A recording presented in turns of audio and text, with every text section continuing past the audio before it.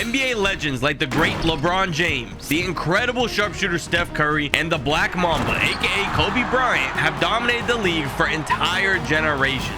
18 of the last 23 finals have featured one of these three players. But with new faces of the NBA stepping up, these players' times in the spotlight are coming to an end until today. Because we're going to be taking all three of these NBA legends and having them play through NBA history in every single era to enjoy their greatness as they play forever without retiring, starting off with Kobe Bryant. Kobe Bryant is one of the greatest players of all time who defined a generation with memorable moments and capped off his illustrious 20-year NBA career with an unbelievable final game versus the Jazz in 2016. The NBA has been in good hands since he left with a number of stars, but even still, it just doesn't feel the same without the Black Mamba. So what if Kobe played forever? We're going to take him back to the 1960s, where he'll be playing guys like Bill Russell and, of course, the all-time great Wilt Chamberlain, and he'll continue to play through time as he challenges every single era throughout all of NBA history over the course of 65 seasons until he reaches the modern NBA as we know it in the year 2024. Starting off in 1960, it's only right that Bryant will be joining the Los Angeles Lakers that he spent his entire NBA career playing for. Right away, he was fascinating the fans of basketball. They had never seen anything quite like this. A player capable of scoring from far range with an impeccable pull-up jump shot from outside the paint, an efficient low post game versus any size player, and the finishing ability expected from athletic centers. In just his first season, Kobe was taking the league by storm while showcasing an unprecedented scoring ability with numbers impressive enough to earn his first MVP, and to go along with that, a lot of team success as well. In large part, this was due to a lot of help surrounding Kobe with teammates like Elgin Baylor, who was dominant on both ends, and of course, the logo himself, Jerry West, who was an offensive force. With this impressive trio leading the way, Bryant and the Lakers would have the best record in the league headed into the playoffs. Now, these playoffs weren't anything to marvel over, as the Lakers were by a wide margin the best team in the Western Division. The only team who had enough talent to possibly compete was the St. Louis Hawks, who even still would fall easily under the barrage of shot making coming from Kobe. This would result in a clear-cut trip all the way to the finals, where they faced their one true test in earning a championship. They faced a Celtics dynasty boasting a collective 7 future NBA Hall of Famers and 5 future top 75 players in the NBA history. To call them stacked would literally be an understatement. Bob Cousy was in charge of running their offense and would do a great job at it. Sam Jones was so elite on offense that he was crowned the nickname The Shooter. And of course, to round them off, they had the man who would go down in history as having the most rings and the collective agreement of being one of the greatest centers to ever play. Kobe was in for a real challenge here, but he was all for it. Boston had won the last 2 championships, and Kobe knew that coming into game 1, he'd have to have a strong start to stand a chance of winning. He would be doing just that in game 1 as he was exploding for 38 points, which was a result of his near flawless play versus Sam Jones, and it would result in the Lakers going up 1-0 in the series. And although they'd celebrate this huge first win in the finals, the Celtics weren't out yet, and with a huge response from Bill Russell, they begin the series back tied up before heading into Boston, where they were heavily favored to win the 3rd game of the series. And with Boston fans cheering them on, that's exactly what would happen, as the Celtics were now in the lead 2-1. And even though we're only 3 games in, many media outlets were already writing the Lakers off as losing this series. However, in Kobe's eyes, this series wasn't even close to being over. In an enemy territory for game 4, he was completely desperate to claw his way back into this game. He continued to maintain the impressive averages he was pushing out during the final series, and then some, because 48 minutes later, the series was tied up yet again, and that trend was continuing over the next 2 games as well, as the teams would trade wins to lock the series up for one final game 7. It's only the first season of the sim, but we already have a game 7 in the finals where Kobe Bryant, I'm sure, is going to perform at a very high level. This is gonna be good. Game 7 would start off in favor of the Celtics early on, but shortly after, Kobe would lock in for the remainder of this match. No matter what defensive coverages or even double teams that Boston was sending his way, it wasn't making any difference in the outcome. In just his rookie year and the start of the simulation, Kobe was already displaying the Mamba mentality, and he was helping push his team to the promised land as they would be victors and receive the championship trophy, along with Kobe Bryant himself being crowned the Finals MVP for his outstanding performance. Unbelievable performance by Kobe in game 7. 42 points on 19 for 21 shooting is outstanding, and this is setting this series that we're going to see a lot of here, because trust me, this is not the last time we're seeing Bill Russell and the Boston Celtics. And that was in large part due to the fact that there was only 9 total teams in the NBA during this period. As you'd imagine, the Lakers would be facing off with the Celtics numerous times during this early era of the NBA. So in order to prevent things from becoming repetitive, we will be summarizing Kobe's accomplishments and battles he'll have throughout this time period. During the regular season, he was continuing to have some very dominant performances that would help his team succeed. During the stretch from 1961 through 1968, he would earn 3 more MVPs to add onto his resume to now own the top player honors on 4 separate occasions. And with the help of his star teammates, they continue to be making pushes into the playoffs. Like before, the Western Division wasn't much of a hurdle for Bryant to conquer. He was outclassed in the likes of the Kings in several of these matchups, and again, he'd at times face the St. Louis Hawks, who over the years maintained high play, but never had enough to eclipse the great roster formed in Los Angeles. But there was one big difference during this stretch, with the Warriors moving out to San Francisco. This team was headlined by the incredibly dominant Wilt Chamberlain. This was by a long shot the best player Kobe was facing in the West. Wilt was elite in every single aspect of basketball and was fighting to the T with LA. While a lot of these series would be close, none of them were enough to eliminate the Lakers. This was mostly because of the intensity in which Kobe was playing. During his matches with the Warriors, Bryant was putting his team on his back and carrying them past the only matchup who truly could compete outside the Celtics, who by no surprise they would be facing the following 7 years. Throughout the 60s, these teams would have some matchups of the ages. The rivalry between the Lakers and Celtics at this point was more prominent than ever compared to the reality of the NBA history that we all know. These would be battles in which heavy hitters like Kobe and Baylor would put up massive numbers in an attempt to outscore the unbelievably deep Celtics roster that has improved even more than the first time we witnessed the matchup. Every year it was expected that these two teams would meet, and every year the series was as close as ever, with physical, gritty play by both teams. The two teams were very closely matched, and over the course of the next 7 finals appearances, Kobe and the Lakers would be winning a total of 4 times. And just like that, the Lakers get their 4th championship here in 7 years. The 1968 Finals MVP though went to Elgin Baylor. Kobe got the other 3, but Elgin got this one with some insane play. But looking at Kobe's playoff stats here for this season, he's killing it, man. He is killing it in this 1960 era.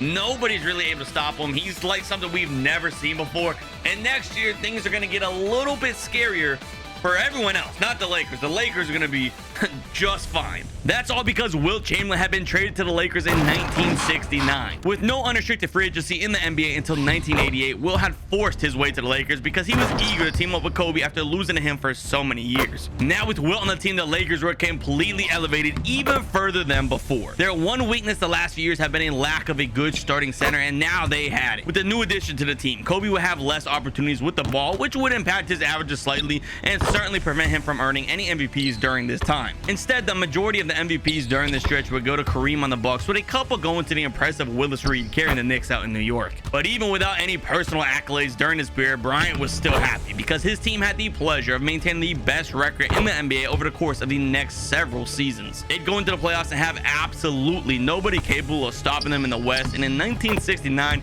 they'd face the Celtics one final occasion during this era and end up sweeping them, which would send Bill Russell into retirement and mark the end of the Celtics' reign in the East. Following that season, the next 4 years would also result in a trip to the finals, 3 of which would be against the Bucks and Kareem, who, as I mentioned before, was winning MVPs left and right. Even though Milwaukee did have a respectable duel with Robertson and Abdul-Jabbar, they just didn't have enough to compete versus the super team formed in California. After winning 3 rings versus the Bucks, they'd go on to one more finals where they would face the New York Knicks, and of this stretch with Wilt, the matchup versus the Knicks would be the easiest by a mile, and it seemed like New York didn't even belong here. Kobe completely destroyed the Knicks here in the 1973 finals. I mean, they are a poverty franchise. I didn't expect much, but yo, I mean, this is bad. But it wasn't as bad as the Lakers' situation the following year, with Wilt sitting out the entire season before retiring. Now with Wilt out, Baylor retired, and Jerry West old as hell, it was all on the hands of Kobe. Now in a position where he's the only high talent player on his team for the first time, all eyes would be on if he could lead his team. In a league controlled by a couple super teams at the top of the hierarchy, it would be interesting to see what Bryant could do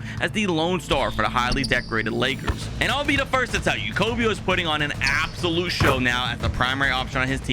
But the real question was, how far could he carry this team without any extra help? And as he helped the team land the 6th seed, we get a chance to find out in the postseason. However, the playoffs wouldn't be kind to him matched up versus the Bill Walton Trailblazers in the first round. During this time, the first round was a best of 5, and while Kobe would play well, his team wasn't. And after a long fought 5-game series, the Mamba was losing and entering a tough patch of the 70s. And it's a tough patch because this is a look at Kobe Bryant's team. Going into 1975, he does not have a lot of help. Gail Goodrich is probably his best teammate, Other than that, the Lakers are really kind of lacking. But if there's anyone capable of carrying a team, it's gonna be Kobe Bryant. So we're gonna go ahead, start simulating the season, see if he can still make the playoffs. They're off to a really good start, actually, with Kobe Bryant leading the way. They're really not losing any games. They're doing great. And coming up on the All-Star break, the team's actually still doing pretty good. 5th seed, 24-18. They're not doing bad. Let's take a quick look at Kobe's stats so far. Midway through the season, he's averaging over 29 a game, just about 29, 7.5 assists, almost 5 rebounds. He's doing a lot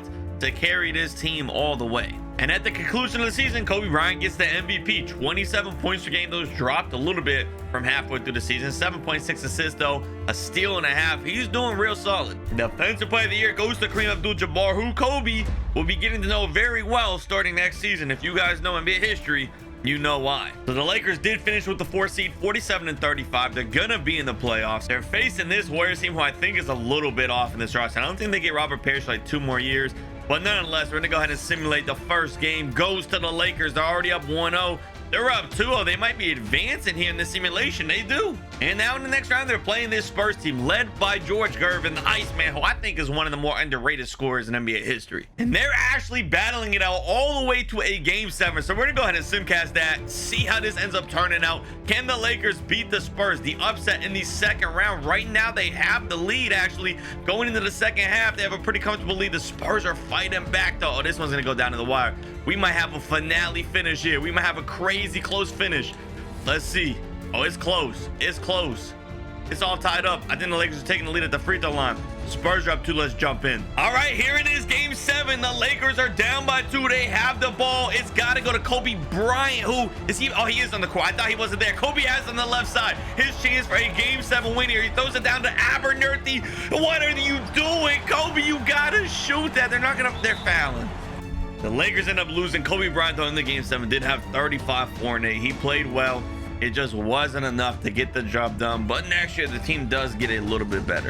In 1976, the Lakers would land Kareem Abdul-Jabbar, which again put this team in elite contention at the center position. He was still in his prime during this time and would create possibly an even better pairing than Kobe and Wilt. The only problem was the depth available outside of the 2 superstars. Just like the year prior, Kobe was dishing out high-scoring games one after another, and this year even saw a large improvement to his assist numbers as he now had Kareem to feed the ball to. This would certainly be an upgrade from the record the year before, and already the Lakers seemingly turned their situation around. No MVP though for Bryant. It goes to Dave Cohen's. I low-key think Kobe got robbed. He was averaging 31, 9, and 5. He didn't get it. Y'all gonna have to let me know down below in the comments. Did he get robbed in 76? On your way, make sure you like the video. But hey, no MVP, at least he has a trip to the playoffs. After sweeping the first 2 rounds, they faced the Warriors again in the conference final. This year would clearly have a difference from the year prior. With Kareem now repping the purple and gold, they had a suitable center to match up with Robert Parrish. And while the 2 7-footers were battling for their lives down low, Kobe Bryant was putting on a massive show for the spectators across the country. His conference finals averages were nothing short of amazing, as it was clear that during this series he was the best player on the court, and he and the Lakers would continue their dominance they've been enjoying during this playoff run. Moving forward to the finals, it'd be the Bullets, with their star player being Wes Unseld. Now don't get me wrong, Wes is a great player, but he was rather undersized at only 6'7" to be matching up with the 7'2" Kareem. Of course, this sim is all about Kobe, but this finals wasn't. This was totally on the hands of the big man, and rightfully so. He'd be rewarded the finals MVP for the way he was outclassing Washington's front court, and Kobe was being awarded another championship after defeating the Bullets 4-2 in the series. The following year, they found themselves right back in the playoffs after Kobe had another MVP year, which was continuing in the playoffs as again, they seemingly were unstoppable, taking out team after team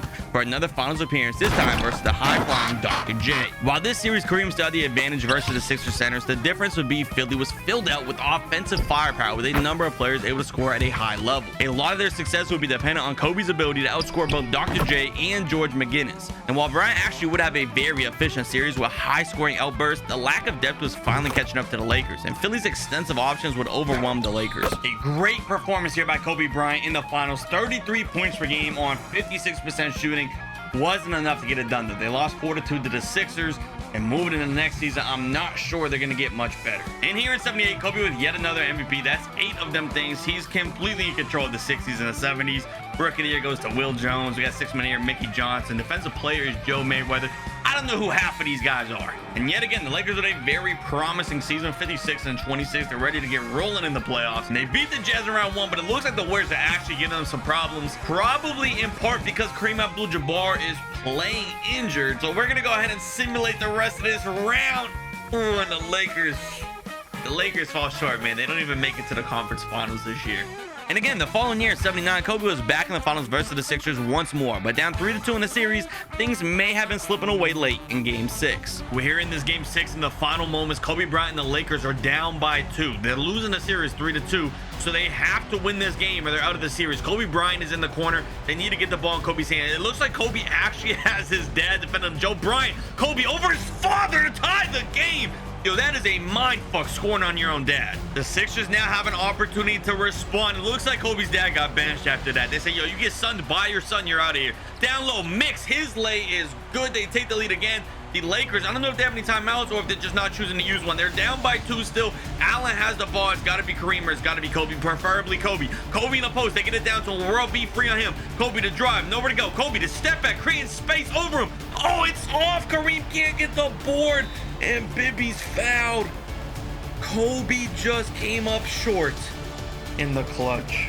Just like that, the Lakers would be falling again to the deep sixes, and it was clear they need some help to overcome this hurdle. Which brings us to the start of the Bird and Magic era as the Lakers would draft Magic Johnson. But before we enter this new chapter, let's recap all that Kobe was able to accomplish here in the 60s and 70s as he completely dominated the league. And now moving on, Magic may have only been a rookie, but right away he would cause a shift here for the Lakers. With his addition, the pace of the team increased drastically as the Showtime Lakers mantra would become established, and as a result, Bryant was experiencing one of the most efficient seasons of his career so far. The added offensive presence of Magic freed up Kobe to work his magic in the mid-range off of ISOs throughout the whole season, and by this point it was clear the Lakers were the top team the NBA had to offer. With the exciting play of Kobe and Magic together, they were putting basketball back on the map with countless headlines featuring the two in their electrifying highlights. The aura of this duo continued during the playoffs as they were breezing through these matchups much like they had breezed through the regular season. Their confidence was apparent and nothing was stopping this team. At times, it didn't even appear that the Lakers were competing versus other pro teams, but rather only on the court having fun and barely even trying. And speaking of fun, it was a blast for the fans. They were heading into the finals with a real chance to win it all. We witnessed yet another matchup with the Sixers here in the finals. Over the last couple years, these two franchises have gotten very familiar with one another, but now here in 1980, the Lakers were clear-cut favorites to win this series. Throughout the regular season and the postseason, really no team had the ability to stop Los Angeles, and here in the finals against the Sixers, that was not going to be changing. Kobe was earning another finals MVP nod and starting off the era of the 80s with a bang. And while Kobe and the Lakers would celebrate now, I wonder how many rings could this team actually get, because there was another super team forming out east to challenge LA. Not only was Larry Bird already developing into a star in only his second year, but the Celtics were also adding Kevin McHale to the roster and rounding it out with Robert Parrish, who in the past gave Kobe some issues. Nonetheless, Kobe and the Lakers were getting ready for what they were expecting to be a finals matchup. They refused to get complacent coming off a championship and were hungry to get more. Throughout the 1981 regular season, Kobe was still showcasing his elite basketball abilities and seemed to be on a quest to repeat with this group. They'd finished with, by no surprise, the best record in the West as they headed into the NBA playoffs. In the first round, they faced off with the Rockets, who had Moses Malone giving Kareem issues, but Kobe had more than enough firepower himself to will their way past Houston. The following two rounds would be much the same in the sense that the Lakers were by far the superior team and would steamroll right past their matchups. And by no surprise, the Lakers and Celtics were going to be meeting in the playoffs yet again. But even with this being the most anticipated match of the year, it didn't mean it would instantly be a classic series, because the Lakers were still way too good even after the Celtics added 2 more future Hall of Famers, and in 5 games, Kobe Bryant was winning another championship to add on to his total. But this absolutely will not be the last time that we are seeing Larry Legend, because again, the following 3 seasons, they'd have a match with Boston every single time throughout this stretch. It was like deja vu of the 60s, where it was the Lakers versus Boston annually. It was like Kobe just could not get away from these Celtics teams, and starting off in 1982, the Celtics were on pace to surprise the world. After losing in 81, they came out the gate swinging this time around. Larry was on absolute fire. No matter who the Lakers were sending him, it didn't seem like it was working. Boston was simply playing like they wanted him more, and it would pay off as the cocky Lakers would receive a gut punch as they fell short of a title. Kobe wasn't happy after allowing the competition to get one up on him. In the following years, Kobe would make it his personal mission to be sure not to lose to this team again. It was already expected that he would be the team's top scorer, but in these 2 following finals, it was even more obvious than before. Kobe is going to be putting an end to this so-called rivalry, and in both 1983 and 1984, the Lakers would be defeating the Celtics in 6 games. But after these finals, everything would change. And that's because in this offseason, the NBA is introducing a salary cap. And Kobe's now a free agent. His contract happened to end on the same year that the salary cap is introduced for the first time in the NBA, and the Lakers don't really have money. And as you can see right now, he's an unrestricted free agent, expecting $1.4 million, which the Lakers really don't have. The teams that are interested is the Warriors, Pacers, Mavericks, Blazers, Nets, the Celtics. The Celtics are offering him an abysmal amount of money, trying to build like the craziest super team of all time. I doubt he accepts that offer. It's looking like his interest right now is with the Warriors or the Pacers. So we're gonna see. He may end up on one of these teams next year. Kobe was taking Indiana's offer and would become a Pacer. Indiana had one of the worst records in the entire league the season prior, so this would become a rebuilding project of sorts for Bryant. There was no notable teammates alongside him, and this would resemble the mid-2000s Lakers prior to obtaining Gasol. Even though Kobe was now on the worst team he's ever been a part of, it wasn't slowing down his own personal production, and through his personal success, it would result in some surprising team success as he flipped this team all the way around. By the time the playoffs rolled around, Kobe had maximized chemistry with his unit and was facing the Bulls here in round one. Washington didn't have any players necessarily labeled as stars, but they were an experienced roster with plenty of solid guys. But Kobe definitely had a chance versus this team after finding himself up 2-1 early in the best-of-5 series. All of a sudden, the momentum in the series began to shift in favor of the Bullets, who were stringing together impressive play after impressive play, and they would tie the series up 2-2 and force a final Game 5. After years of finals trips, this was new for Kobe to have his back to the wall in round one. And unfortunately, the Bullets were eager to hold the run of an all-time great as they came out in Game 5 firing on all cylinders,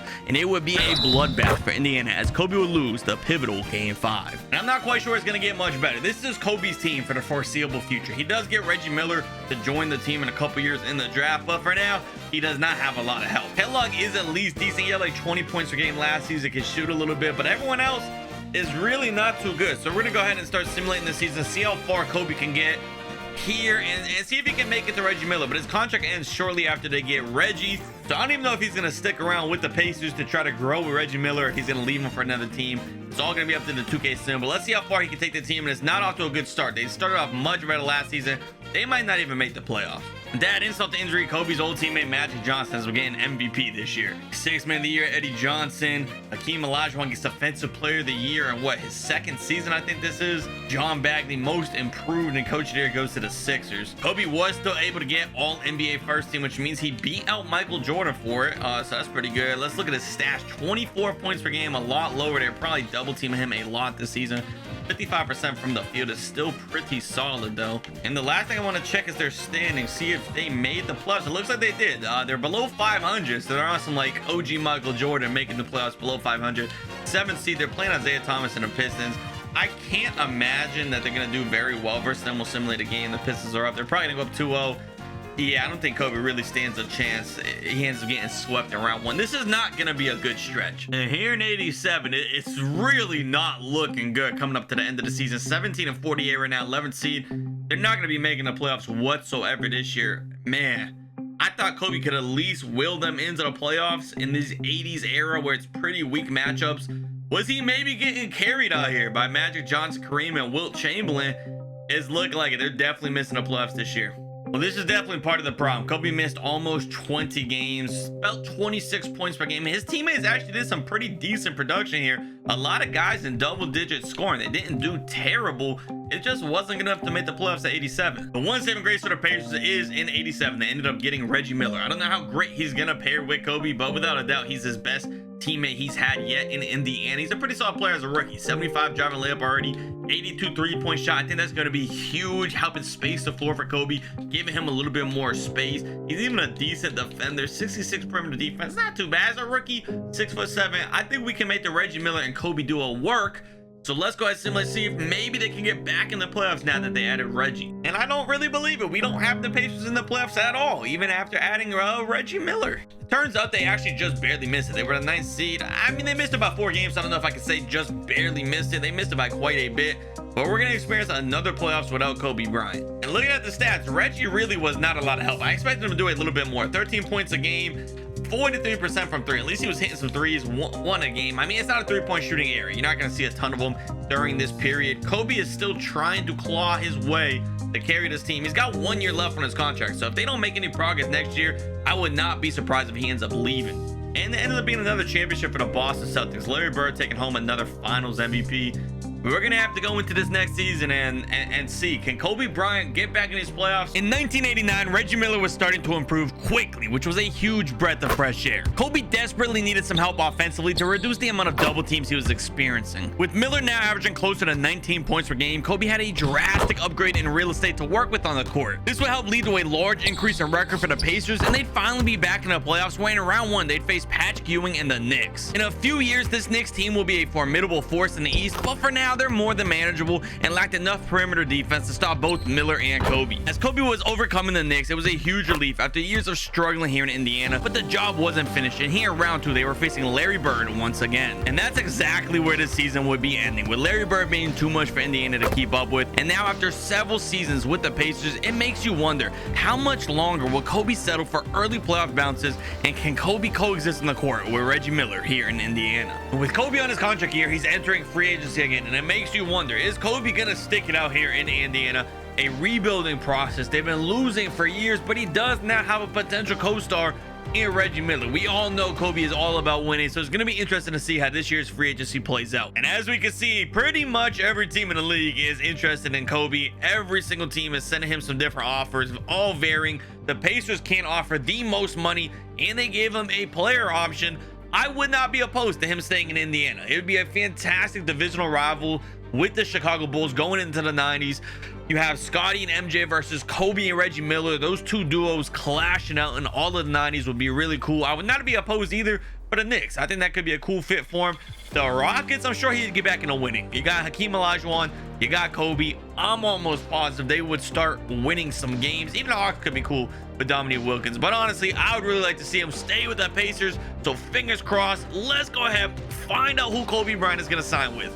And it looks like Kobe decided to stick it out with the Indiana Pacers for at least the next 3 years, and then he has a player option. So that's going to put us into what, 1993? I think 90, 91, maybe 92, maybe 93 if he goes for a player option. So we have him at least for a little bit of the early Bulls dynasty. Let's see if Kobe Bryant and Reggie Miller have enough. I mean, they don't have a lot of help here on the bench. I'll be quite honest with you.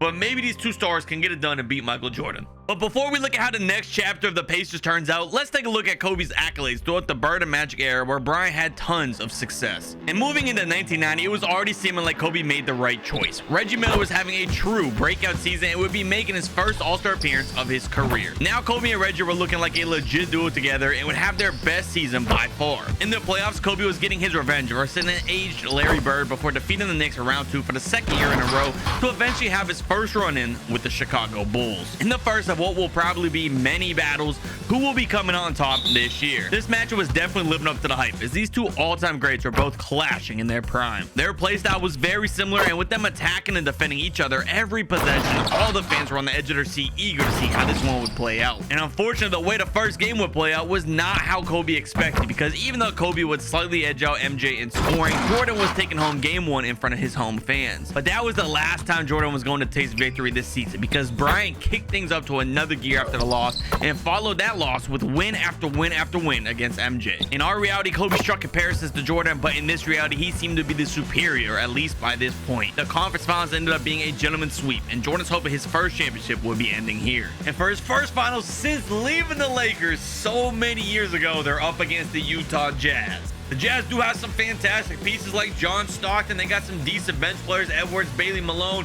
And then, of course, they're headlined by the Predator. So I'm just absolutely praying Kobe Bryant does not let this man get a championship. And we've witnessed Kobe's elite scoring for years now, but in this finals, it would be his defense that would shine. This finals was very defensive oriented, with two of the best defensive teams in basketball, and with Kobe effectively halting Stockton's production, it would all fall on Karl Malone. And you'd think Chris Hansen was on the court, the way Rick Smits was locking this Predator up, which made all the difference in the series. With the Jazz's two main stars limited, this was an easy series for the Pacers, and just 1 year after being bounced early, Kobe was already winning a championship after displaying his loyalty to Indiana. And what a big closeout game for Kobe Bryant here. 35 points, 10 for 13 shooting. This man meant business. Reggie Miller did his part too. 27 points on 11 for 17. Not bad either. They're able to beat the Jazz. I'm sure next year they're going to run into Michael Jordan again. Let's just face it. Let's just go ahead and jump straight to that series.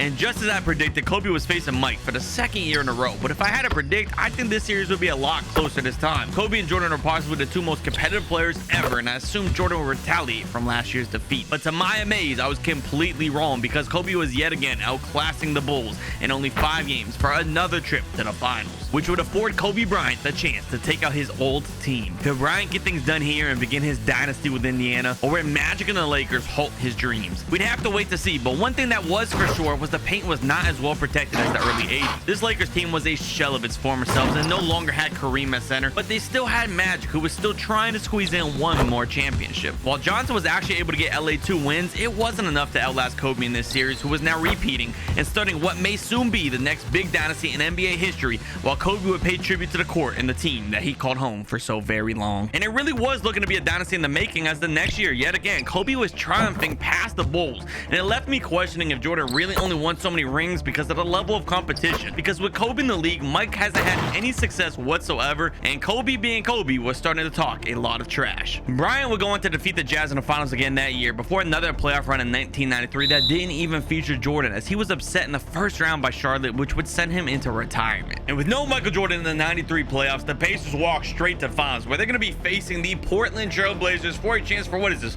I think 4 championships in a row now. This is the first time since Kobe's joined the Indiana Pacers that they've had the #1 seed, and it's kind of surprising, because if we go over to Kobe Bryant's stats, I was looking at these, and he only averaged 19.8 a game. I think that's the lowest of this entire simulation since 1960, but I guess things are just working out for his team. You got a lot of guys averaging some good numbers. They're playing great as a team. What is this, 6 guys in double figures, almost an extra one with McKee with 9.7. I think they got a good chance here versus Portland. Of course, they have Clyde Drexler, but outside of Clyde, they don't have much, and I imagine, yeah, Indiana's mopping these dudes. Hey, maybe Portland could come back a little bit, 3-1. I think this one is pretty much over. Let's go ahead and just simulate this last game.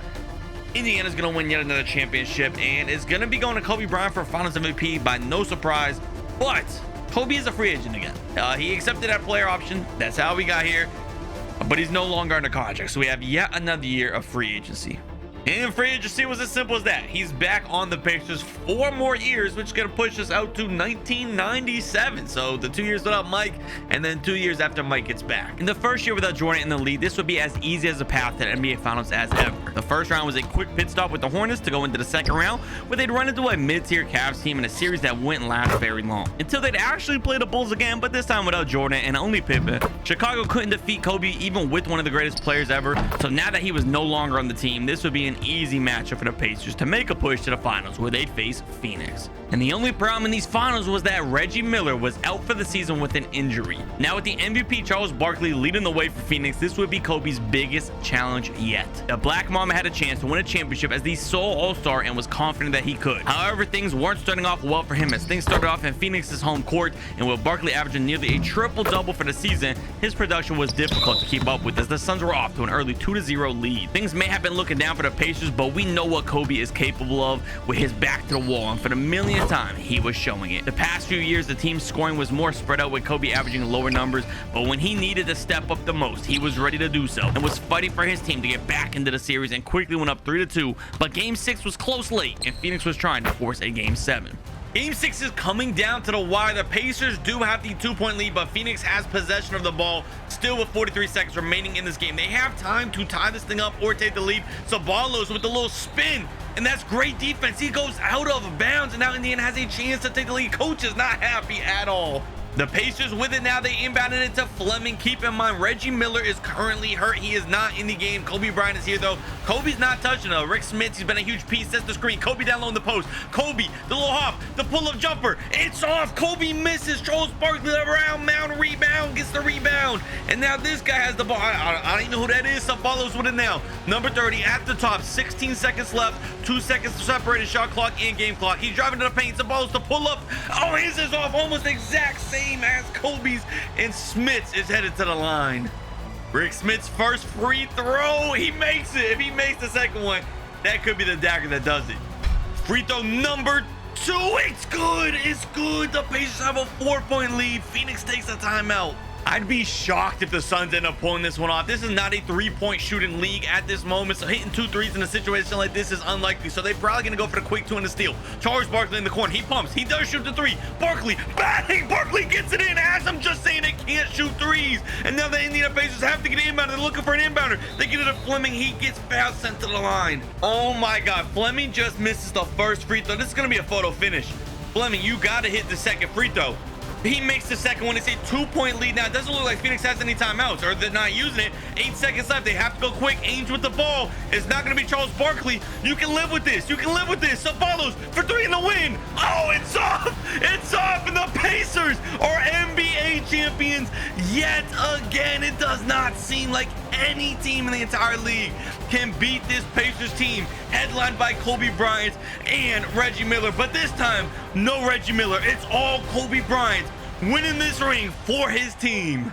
And going into the next season, our Pacers, again, one of the best teams in the East by no surprise. Kobe was hurt for like the first month and a half of the season, so they did lose some games there. But even still, he came back, was averaging about what he's been averaging the last several years here with Indiana. 21 points a game. His numbers are way down from the early parts of his career, but they're winning. So I don't think he can really be mad. His assist numbers are still pretty high. He's doing well. He's getting rings. I don't think he cares too much about the personal number. In the playoffs, so they do have Shaq in round 1, which I'm slightly concerned about because they're a 6 seed. I feel like they should be high. This may give us issues. I mean, Rick Smits is a dog down low. Shaq does end up getting 1 win.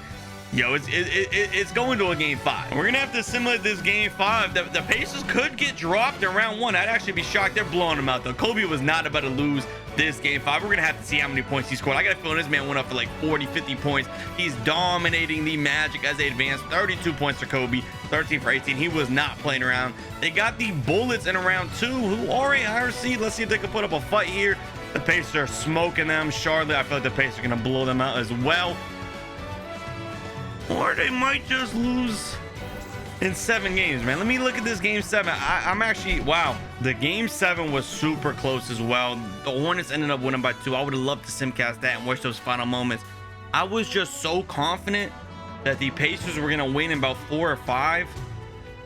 I was barely even paying attention to the sim. It got to 7 before I knew it. It was over. And wow, they ended up losing in 1995. I thought this was going to be just Pacers every year of the 90s winning a championship, but I guess not. Let's see if the Hornets have what it takes to beat the Houston Rockets. I was really looking forward to that too. I wanted to see Kobe versus the Rockets. I wanted to see Rick Smits and Hakeem. I wanted to see that matchup. Let's see. The Rockets beat the Hornets, man. I'm starting loss rewards. Clyde Drexler, finals MVP for those guys. Even though he just got done winning 5 rings, this loss was unacceptable for Bryant. The next offseason, he would train relentlessly to get back to the top of the basketball realm, but there was a familiar hurdle in his way again. In the first round of the playoffs, Kobe found himself with a chance for revenge. He trained all offseason to ensure he wouldn't lose to a team like the Hornets ever again. Falling short like that a year ago devastated him and was a massive hit to his ego. It was unclear how they lost, whether it was overconfidence coming off of 5 rings in a row, or if the Hornets simply played better. But regardless what it was, the way Kobe was playing this year, there was no doubt that this year was going to be different. The first game in the series would end with a massive blow, and most fans were already anticipating the next matchup versus the Bulls in round 2. But for Charlotte, they wouldn't stand for the disrespect as if the series was already over. The athletic Larry Johnson leading the way, Charlotte was actually doing the unthinkable. They were winning game 2 and then even going on to the road to win game 3 and take the lead in the series. Not a soul on this planet considered the possibility of the Pacers losing game 4 in Indiana. Well, not a soul other than the Hornets franchise. You literally cannot make this up, man. 3-1. They lose to the Hornets again. This one wasn't even close. The Charlotte Hornets just have the number, man. I thought it was going to be Jordan that maybe stopped them with Dennis Rodman now, but no, it's the Hornets again. Following 2 losses in a row short of the finals, the 1997 season was going to be crucial for Kobe, who was on a contract year with free agency pending. When asked though, Kobe says he's only focused on the season and not his contract. The way he was playing all season supported his claim, and eventually they'd work into the playoffs again. And then it seems tragedy has struck because Miller is hurt again. I'm not old enough to have ever seen this man play or know too much about Reggie Miller, but I've never heard of him getting hurt that often. He's missed like 2 seasons now. It's getting bad. It's gonna be all Kobe, and he's playing against Shaq, a young prime Shaq and Penny Hardaway. I can't imagine this is going to end well. With Reggie out, Shaq was like a shark in the water, aggressively attacking the wounded Pacers. Even with the taller Rick Smits guarding him, it would make no difference. While Kobe will keep this game relatively competitive, ultimately it wasn't enough with Magic taking the series in 5. And just like that, the Orlando Magic beat the Pacers. I think there's 2 years in a row with a first-round exit. I'm sure Kobe's not going to stand for that. We're going to simulate the rest of these playoffs here. I imagine Jordan and the Bulls, of course, they're going to go ahead and beat the Utah Jazz. Scottie Pippen with the Finals MVP, Curry and Jordan. No surprise there. I'm not sure if Kobe would have even been able to beat them if they had got past the Orlando Magic. It would have been fun to see. We didn't really get to see Kobe versus the post-first retirement MJ. We didn't get to see much of it. We saw a lot of it before the baseball retirement, but not a lot after. Taking a look here at his playoff stats, he averaged almost 26 points per game, 4 rebounds, 8 assists. He really did his part. I mean, I don't blame him for not being able to overcome Shaquille O'Neal and the Magic. That's a tough team to beat all by himself. But you have to wonder, with his contract year up, enter free agency again, is he sticking out with Indiana, or is he going to finally move on to another team? He's been with Indiana for over a decade now. It'll be interesting to see with 3 losing seasons in a row. And again, by no surprise, a lot of teams, pretty much every team around the league is offering Kobe a contract. Me personally, I honestly would love to see him stay and stick it out with Indiana. They have a bright future here in the early 2000s with Ron Artest and those really gritty kind of guys over there. So I'd love to see him stay with them. The teams he's most interested in, the Celtics, Bullets, Lakers, Spurs, I guess any of them are okay, except really the Bullets. That would be miserable to see. Even the Knicks would be a lot of fun, even though it's a 1-year deal. The Lakers, I thought that would be kind of boring. We already know what happens on the Lakers. Next year is where he would be a rookie with Shaq. I'd rather not the Lakers, but let's go ahead and see who ends up joining here in the offseason. And of all the teams he could have chose, he ended up getting a contract offer from the Los Angeles Clippers. And as you can see by their team, they do not have a lot going for them. And this is probably the worst time this could have happened, because in the West, they're about to get very stacked with Tim Duncan. They're about to get Shaq. Kevin Garnett is out here. Dirk's going to be out here. Steve Nash. They're getting very, very stacked. And I don't think we're going to see another Kobe versus MJ matchup, which I was really looking forward to. The post-retirement matchups. And this is just, I'm already knowing, this is going to be a really, really rough patch in Kobe Bryant's career. But first, let's take a look at Kobe's stats during Jordan's era before we embark on what I anticipate being the absolute worst stretch of Bryant's career. Entering this new chapter with the Clippers, it looked like Kobe was still hopeful that he could compete at a high level. He himself was putting up some great numbers, but as you'd expect, the team was struggling. Here in this reality, our MVP is going to be Grant Hill. Defensive Player of the Year goes to Shaq. Sure, it would be nice if Kobe was playing with the Diesel right about now. And that is, of course, because the Clippers are absolutely struggling to do anything here in the NBA. I mean, honestly, they're doing better than I expect. 34 wins is a lot. Kobe is dragging them completely. I mean, if you look at this roster right now, it's not good. It's really, really bad, and it's gonna be bad for several years. In this sim, the Miami Heat actually ended up winning here in 98 instead of Chicago. I guess they were able to outlast the Bulls, who had the 4th seed. And then again, the year after, another All-NBA first-team appearance, as you would expect. Even more dominant play here from Kobe, 29 points per game. No one else is even able to get to double digits. The second leading scorer, I'm pretty sure, is a 2K-generated guy. I mean, this Clippers team is astronomically bad, and they're not getting any better for a while. So we're probably going to jump forward a few years and do a quick recap of what's happened. And bam, it's been like an hour for me simulating the 2005, but just a split second for you guys. And he actually has a decent team now. He hasn't had any success over the last few years. Tons of personal accolades. First team All-NBA, All-Stars, high scoring outbursts, but no team success. He is bald now. After the stress of playing for this Clippers team, as you can imagine, all the hair follicles are gone. But he has some decent teammates. Finally, decent. I'm not going to say good, but decent teammates. I think in real life, this team, 37-45, according to my data right here. So not terrible this season. Maybe he can push them over the edge. I don't think they're going to get far in the playoffs, but I think he can finally make the playoffs. They got Elton Brand, pretty decent big man there, and Chris Kaman, another okay big man. Serviceable. He's at least worth giving some playing time to. So let's go ahead. We're about to start simulating and see just how far this Clippers team can go. And here at the end of the season, MVP goes to Dwayne Wade. I don't think he ever got one in real life, if I'm not mistaken. So that's pretty cool. I'm a huge fan of Dwayne Wade. Rookie of the Year, Brandon Hunter. I think the Rookie of the Year is messed up on the season. I'm using. Sixth Man of the Year goes to Luol Deng. Pretty cool as a Bulls fan. And Defensive Player of the Year, I believe this is Dwight's rookie year. So that's really solid for a rookie. Defensive Player of the Year. He's on some Victor Wembanyama type stuff right there. And Most Improved, Earl Boykins. Never heard of her. Now that we're in 2005, here's a look at our All-NBA first team. We're pretty much in the NBA history as we know it right now, unless Kobe's able to make a difference on the Clippers, this is all going to pan out in the reality that we know. Unless Kobe's able to get in the playoffs, disrupt some stuff, knock some people out of the playoffs, we're going to have to wait to see. And all this talk about the playoffs is because he actually did end up making it. He is the 6th seed going in here. I'm not expecting a lot. Let's look at his points per game here in 2005. 30.6 points per game. He's dominating, even though Elton Brand is now averaging 18.5. Finally, some decent help. 18.5 and 12. That's a very solid stat line for Elton Brand every single night. Let's see if they can make some progress here versus the Timberwolves. I still got a feeling Garnett's going to win, but Kobe's actually sweeping Garnett in an upset. The Seattle Supersonics are the 2nd seed, which I don't know how that's possible. Oh, man. I got a little excited because I thought they were going to be the Supersonics. I thought Kobe was going to be back in the conference finals in 05, but not quite, man. But that's still impressive. 2005 on this terrible Clippers team, Kobe Bryant to make a run this deep. I think that's pretty impressive, actually. Maybe we could start seeing them winning some seasons, maybe try to get a championship here with the Clippers. And come 2006, it was looking like we just might. Kobe was beginning to trust his teammates more here with the Clippers, and their chemistry was at an all-time high. It seemed like Bryant was determined to make another noteworthy push. It's been over 10 years now since he last won a championship with Indiana, and hasn't even come close since joining the Clippers, but this year would have to differ. His averages were through the roof, and it was enough to earn an MVP, which he hasn't seen in quite some time now, but the real prize was the ring. Luckily, the MVP level of play helped elevate his team to a respectable record as they go into the postseason during an era with an incredibly stacked Western Conference. Kicking things off, the Clippers were in a battle with Dirk, who in our reality will go on to the finals this very year. Dirk was a fierce competitor with his best roster yet. It was now or never for the German native to go the distance, so stopping him here was going to be a difficult task. But if there was anyone in the league that was up for the challenge, it would be Kobe himself, who had been preparing for this with his relentless training all season long. This series would be a back-and-forth matchup that would go the distance all the way to Game 7. The winner-go-home finale was a slugfest between Dirk and Kobe, who were going shot for shot with each other throughout the whole game. But only one player can win. Will it be Kobe, who continues his championship hopes, or will it be Dirk Nowitzki trying to live out the canon reality? And the answer would be the Mamba with a massive win to advance to round 2. And that next round was the one that I was actually scared of. Tim Duncan led the way for one of the most impressive dynasties in sports history. It would be a tough matchup. But actually, Kobe Bryant and the Clippers were finding a way to get it done in a series that was less close than it looked.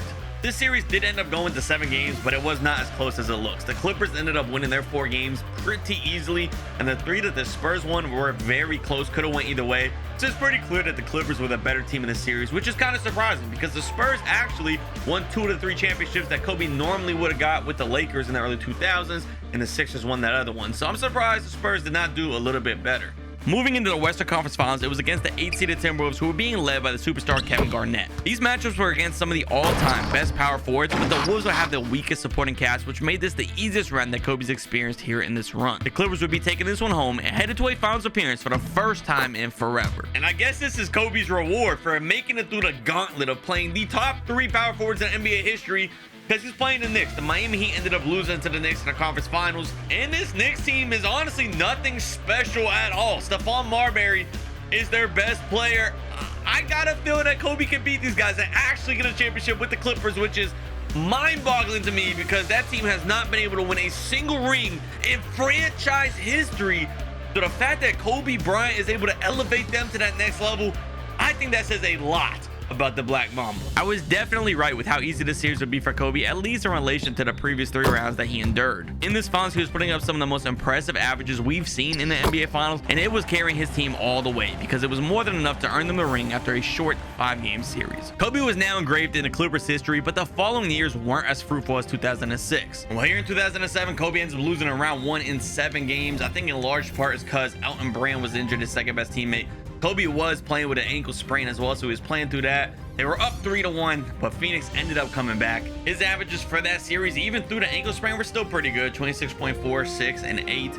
Solid showing from him. 51% from the field. My boy Sam Cassell was cooking too. 60% from the field, not too bad. Let's go ahead and see who ends up winning the finals this year in this simulation. The Celtics are going all the way, and I think that's before they even get Kevin Garnett and Ray Allen. Here in 2008, Kobe falls to Carmelo in the Nuggets. Let's look at his stats for this season's playoffs. He didn't average as good of numbers either. Elton Brand came back and actually outperformed him. He low-key kind of got completely outplayed by Carmelo Anthony. Kevin Garnett ends up getting the finals MVP in a 7-game series. versus Melo. Melo was one win away from getting a ring in this reality. Here in 2009, the Clippers got to the conference finals versus the Nuggets. Kobe dragged them all the way, one round from the championship round. But Melo's too much. He's absolutely crushing it in this reality without Kobe Bryant being in his way. He's got to the finals 2 years back to back. And he ends up winning. He ends up winning at just the sim finals MVP, Carmelo Anthony, 30 points per game in the finals. In 2010, another conference finals appearance, but he loses to OKC. How do you lose to Durant this young? Oh, and what are the Magic doing there? But in 2011, I gotta be honest, they actually have legitimately a very good looking team. They have Kobe beating Bryant. They got Blake Griffin finally playing, Eric Gordon, Chris Kaman, Baron Davis rounding this thing out, and some decent bench players. DeAndre Jordan, and that's it, DeAndre Jordan. And this year with Blake on the team, Kobe gets another MVP, 31 points per game, almost 9 boards, 7 assists, 2 steals. Kobe went crazy. And they actually did end up with the best record in the entire league as well, but they fall short to the Spurs in the conference finals. Bro, they can't get it done, man. He had one good run, and since then he hasn't been able to make it. They have Blake Griffin now, though, so I think this could be an opportunity for a lot of championship runs here. But unfortunately, that wouldn't be the case, as in free agency, Kobe left the Clippers for the LA team that raised him. At this point, we all know how Kobe and the Lakers played out, so we're gonna fast forward past his retirement from our reality as we enter the final era, starting in 2019 with LeBron James. He was also joined by a few other solid pieces like Brandon Ingram, who showed potential, and Lonzo, who had the best playmaking Kobe has had since Magic. Kobe himself was switched to his Team USA jersey number after the Lakers prematurely retired both 8 and 24, but regardless of what number he was wearing, it wasn't impacting his play. He was just as dominant as his time with the Lakers so many decades ago, with some outstanding stats, but this time around he was joined with a player in the GOAT debate. Pairing Kobe and LeBron together was like a match made in heaven, because Kobe was an aggressive scorer and LeBron was a willing facilitator. This Lakers team was sure to experience a lot of success in these final few years, and it was starting with this season as they headed to the playoffs as the top team. The first round was a bit of a freebie against Anthony Davis and the Pelicans. With the Lakers beating the Pels easily in this round, it could be cause and change the next season, but for now, LA was running into a major challenge in round 2. The Warriors super team was waiting for them in the second round, and it would instantly become an all-time playoff classic that pushed to a tight Game 7. We are at the end of a Game 7 right now with the Warriors up by 3. Steph Curry has Kobe Bryant guarding him. Steph wants Kobe one-on-one. Steph trying to go to the paint, nowhere to go. Kobe is not letting him move. Look at the defense on Kobe. Throws it down to Burks. That layup is off. Caldwell Pope with the board. No LeBron James on the court. Kobe Bryant has it now down by 3 in Game 7. Kobe in the mid-range. Curry guarding Kobe. This is a mistake if you ask me. Kobe sizing him up to pull up. Oh my God, how does Kobe miss? 21 seconds, they're playing the foul game. Steph was definitely not the guy to foul. I feel like you could have played defense. You had enough time. Down by 5 now. 27 seconds left. Let's see what the Lakers can cook up. Kobe Bryant with the ball. You got to go quick. LeBron James is checked back in. Kobe driving it. He runs into a crowded area. Kobe bringing it back out. 17 seconds left. Time is ticking. You don't have a lot of time, man. You have to go quick here. JaVale McGee setting the screen. Kobe double pump in the face of Durant. Oh, that wasn't even Durant, but it's off anyway. It's off anyway. The Warriors are going to be winning. And with Kobe shocked following the loss, change would need to happen the next season. That change was coming in the form of Anthony Davis joining the roster after a big trade. This pairing alongside Bryant created not only the best defensive two-man game, but also one of the best offensive. The Lakers in our reality were going to win a championship, so by no surprise, after adding Kobe to the roster, this team will be flying by every opponent all the way to the finals versus the Hawks. This was just another easy series and a playoff run of utter excellence, and Kobe would advance past the Hawks en route to another ring and another finals MVP. And to be honest with you, I really don't think that there's any team that's going to really beat this Lakers team throughout the stretch here. When you're playing Kobe, Anthony Davis, and LeBron all over 30 minutes, if they stay healthy, I'm pretty sure they're gonna win every season up until 2024. And yeah, pretty much as I expected, 68-14, even with the team dealing with some injuries. And these are the type of numbers Kobe Bryant's putting up here in post-retirement from our reality there in 2016. He's killing these dudes, almost 60% from the field. No one in the entire league here in the 2020s seems to be able to slow down Kobe Bryant. They're gonna be making it to the finals. They only lost one game en route here. They lost one to the Warriors. They beat the Grizzlies and the Clippers in sweeps. And it's against the Celtics. The Celtics, again, the storied franchise. We have seen this matchup probably a million times by now in this sim. Let's go ahead and simulate this round, see who ends up winning. I'm pretty sure the Lakers. It was actually surprisingly kind of close. That thing went to 7. LeBron James ends up taking home the finals MVP. It is not going to Kobe Bryant. That was actually kind of scary. I kind of wish you would have watched it. The Game 7 was born anyway. The Lakers blew them out Kobe with 29 in the game 7. Kyle Kuzma with a masterclass performance here in game 7 to save the day. LeBron with 19 assists. Kobe's averages here in the playoffs. LeBron James actually averaged more points per game, rebounds, and assists. So I guess it's still kind of LeBron's team, even though they're supposed to be co-stars here. Anthony Davis looks hurt. That's why the Celtics were able to keep it competitive. And in 2022, we even have Russell Westbrook joining the team. It'll be interesting to see how these 4 ball-dominant players all coexist on the court. As we know, Russell Westbrook in real life this year kind of ruined the Lakers season, and then they shipped him out the following season. So it'll be interesting to see, can Kobe Bryant somehow come in here and make this thing work? And it looks like this season with Kobe being here, Joel Embiid and Enzo getting an MVP a year earlier. We have 6th man of the year, Norman Powell. Defensive player of the year goes to Rudy Gobert, and most improved Trey Mann. So it doesn't look like Kobe's presence here has mixed things up too much. Surprisingly though, Kobe drops all the way to the all NBA 3rd team. I don't know how there were that many players better than him to be in front of him on the 1st and the 2nd team, but that's what happens. You look at his stats, and I guess it makes sense. 3rd team. He's down all the way to 23 points per game, sharing that ball with LeBron James, even adding Carmelo Anthony, Russell Westbrook in the mix. He is definitely getting a lot less touches, still shooting very efficient, 58%. I mean, that is insane. That is actually insane efficiency for a guard. He's almost 50-49. He just barely missed a 90% free throw. 41% from the 3-point line though. He's fitting in very well with his 3-point centric league. I wasn't sure how he would. He's always been an okay 3-point shooter, but nothing super special from behind the arc. But it looks like he's adapting very, very well into the new NBA style with shooting the threes over and over again. And the standards are showing it too, as they're the top record here in the Western Conference, and the top record in the entire NBA, just barely eclipsing the 76ers, who I feel like maybe they're probably going to end up meeting in the finals. And it's actually going to be the Atlanta Hawks who beat the Sixers in the conference finals. Lakers got here very easy. Kobe got the Western Conference Finals MVP. Let's go ahead and start simulating through these games of the finals. I'm pretty sure, again, like I said, it's really not even fair at this point. This Lakers team is far too stacked for the modern NBA. I'm surprised the Hawks even won one, and the Lakers end up winning 4-1.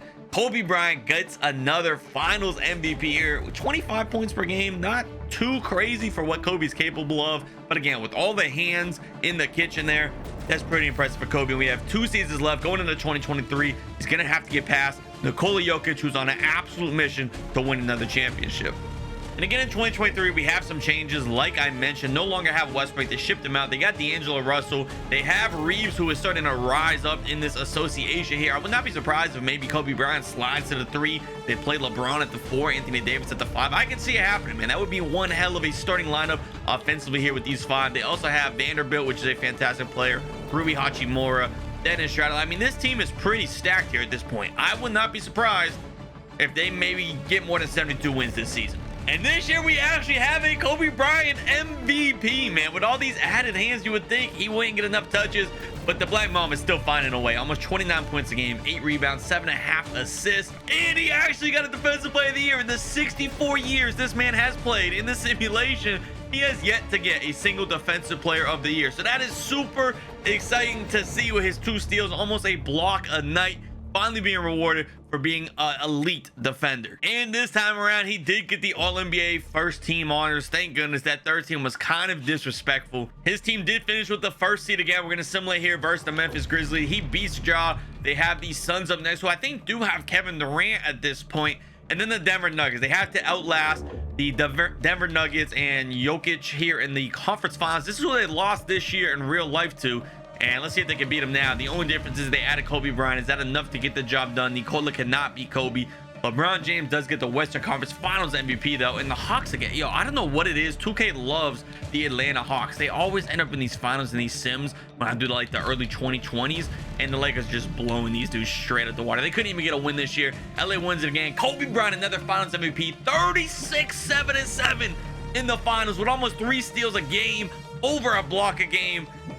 Yo, 62% for the field, 73% from 3. No one was stopping this guy. And I gotta take a quick look at his recent games. 2 44-point games back to back to kick off the NBA Finals is crazy. Follow that up by 22 and 33. What's his 3-point shot attempts looking like? He shot an okay amount, 6, 4, 3, and 2. To be shooting 77% is still pretty impressive. I mean, what a finals appearance for Kobe Bryant. as he heads into his final season. In 2024 was playing out how the last several years have with this stacked Lakers roster. Kobe and his team were steamrolling past the competition, and the one difference this time would be the in-season tournament. It was the one accolade that Kobe was missing, and he'd only have one opportunity to win it. And he'd get to Las Vegas and make it all the way to the finals, where he'd win the first inaugural in-season tournament. And then they'd be in the tournament that actually matters, aka the playoffs, where yet again Kobe and crew were blazing straight out of the West into the NBA Finals for one more chance of a ring. The finals would be against an old team of LeBron's out in Cleveland. They had a talented roster as well, but with Evan Mobley missing the series with injury and the Lakers having incredible depth, the outcome of the series would be obvious. Once more, Bryant was hoisting up the Larry O'Brien trophy as he caps off the most insane career we've ever seen, highlighted by unbelievable scoring numbers and a trophy collection.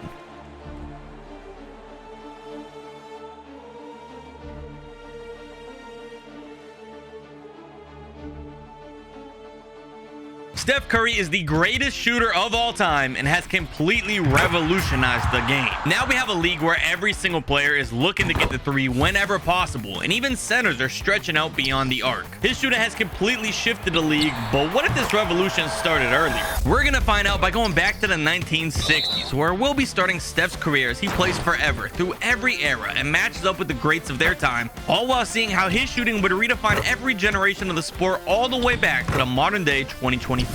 All starting off in the 1960s, where he'd rightfully be joining his own team, the Warriors. While there was no three-pointers during this time, Steph's ability to stretch the floor was still a massive advantage, even if it was only for 2 points. The league had not seen anything even remotely close to Curry at this point, and this allowed him to absolutely flourish. Defenses of this time had no answer for him. If they played back, he was getting off deep jump shots, but if they played tight, his speed would allow him a free shot in the paint. By all accounts, Steph seemed unstoppable, and the stats he was putting up would show for it. While he was being titled the league's MVP already in his first season, and to go along with it came a lot of team success. While a lot of that was due to Steph's greatness, it can't go unstated just how great of a co-star he had. Wilt Chamberlain was playing the man in the middle and was a dream pairing with Steph. The combined athleticism of Wilt paired with Steph's spacing, speed, and playmaking created a duo that had a legit chance to go down as the best ever. Without surprise, the team was making their way into the playoffs and they were looking like the best team. Needless to say, Wilt and Steph together is just unstoppable. Granted, there's only 8 teams in the league,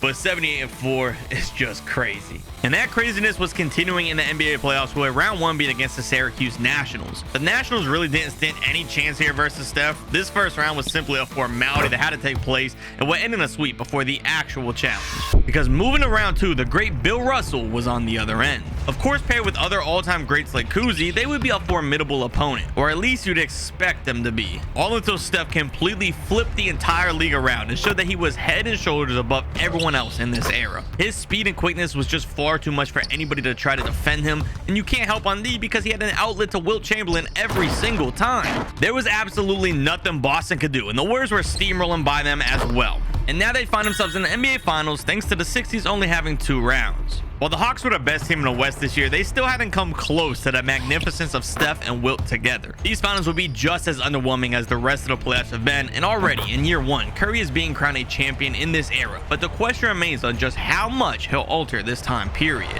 And as we move toward the next season, we'd find the answer to our question soon enough as we track his accomplishments in every era. But here in the 60s and 70s, with only a handful of teams in the league, it's likely we'll see the same matchups over and over again. So in order to prevent repetitiveness, we'll do a quick overview of his time in this stretch so we can quickly move on to the more exciting eras like the Bird and Magic 80s, the Jordan and Bulls dynasty teams of the 90s, and of course the 2000s that was run by Kobe Bryant and his Lakers. For now, back in the 60s, the Warriors were on a complete rampage. In 61 and 62, they would still be in Philadelphia, and both years they were still eclipsing the Celtics, who seemed to be an undefeatable dynasty. They went on to the finals and defeated the Lakers in back-to-back seasons to close out the three-peat, and that wouldn't be the last that they were seeing the Lakers. Because heading into 1963, the Warriors moved to the Western Conference, and for the next several years, they'd face and defeat LA year in and year out. The city would be the only thing changing though, because they were still finding great success. The duo of Wilt and Steph were continuing to have the NBA in a chokehold. With matchups against the Celtics in 63 and 64, they'd have the closest series so far during the stretch, but the Warriors were proven to be way too much. The championships were still pouring in, and the media couldn't get enough of this exhilarating duo. That's now 5 championships in a row for this duo of Curry and Wilt. They beat the Celtics again. This has got to go down, in my opinion, as probably the greatest duo to ever play basketball together at any level. But that was all changing in 1965 with Wilt leaving to Philadelphia. Steph would still have all-star Nate Thurman to run the pick and roll with, but it wasn't the same. Curry got his team to the playoffs again where he would face the Lakers, but for the first time in his career, he was being outdone. Elgin Baylor and Jerry West together had enough to finally get past Steph now that he was left without his superstar big man. He was losing for the first time, and you have to wonder if this was his downfall. But you have to mention there was some light at the end of the tunnel. Rick Barry was drafted that next year and would instantly add a spark to the Warriors. Steph and his team were already turning things around, and they would be ready to make more runs through the playoffs. The next 4 years were all conference final showdowns between the Lakers and the Warriors. By now, both teams had talented rosters, and the matchups could easily go both ways. LA would go on to win one of the 4 matchups, but the other 3 years would result in finals trips, one of which would be against an old friend, Wilt Chamberlain. This resulted in huge headlines of the once allies now being rivals. The finals was looking to live up to the hype early on into the series, with the two teams and superstars trading blows back and forth to deadlock the series at 2-2 tie after 4. Past the first 4 games though, Steph would break this series wide open. He was taken over to add on to his incredibly impressive 34.2 points per game during these finals, and after 6 he was adding yet another championship to his collection. And while the next year he'd make it to the finals again, this time he'd be coming up short to the Celtics, who were in their last years with Russell. And as a gift for his retirement the very next season, Curry was sending him off in defeat one last time, just like he had most of Bill's career. And with Russell walking off the court for the last time, it brings us to another side story alongside Curry's, because not only are we tracking the success of Steph over the next 65 years, but we'll also be tracking how it impacts other all-time greats as Curry completely alters their eras. And Russell wouldn't be the last, because in the 70s, Steph was continuing to make a huge impact while being aligned with great talent on the Warriors. As the game slowly started to evolve, so did Curry's stats, who was still looking to be a step above his peers. He continued to push the narrative on what the standard was for greatness in this league, and the awards would pour in. Yeah, so far Steph has got like 1 million MVPs, but this one in particular, I don't know what happened. I don't know where he got 12 rebounds a game, because he has like a 60 defensive and offensive rebounds. And on top of that, this season he had a 72-point game. That's like unheard of a guy his size back in this era. I mean, he's completely changing the game. The postseason would still look like Curry's own personal playground in this decade. While he'd face more of a variety of great players now like Kareem and the Bucks, or Walt Frazier's competitive New York Knicks team, he was still finding success more often than not. In his 6 trips to the finals in the 70s, he was winning 5 of them, and that would be closing off the early NBA era and leaving Curry with already a GOAT caliber career. But we have a lot more to see, and things are really about to shake up. For one, we had Magic Johnson entering the league and his all-time rival Larry Bird joining right there with him. While these two would be huge threats to Steph, this year had even bigger news. This is the season the NBA was introducing the 3-point line. One of the rule changes that the fans are so interested in, of course, is the 3-point play this year. Yeah. It's going to add another dimension. It's going to be exciting as the devil acts. Now Steph's abilities were completely being unleashed, and these deep bombs that he's been shooting are now worth an extra point every single time. His stats in his first season after it was introduced were by no surprise more than enough to earn an MVP, and the whole world forgot about Magic and Bird, because everybody was talking about just how insane Steph's shooting was now. This would be a massive year for Steph fans, but heading into the playoffs, I was worried. The Warriors are set to match up with the Lakers here in round 2 of the playoffs, who we know has Magic Johnson, Kareem Abdul-Jabbar, and the Warriors have their worst seeding, I think, since Steph entered the league in 1960. I would be shocked if Curry could find a way to take out this Lakers super team on his own.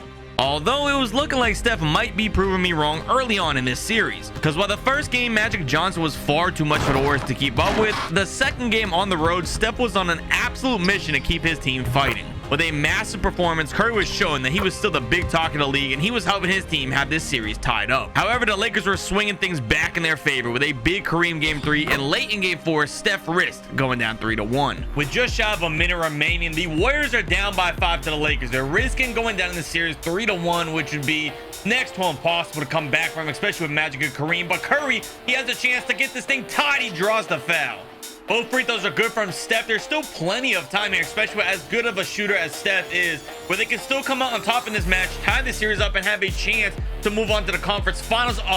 Not with defense like that. Kareem is wide open.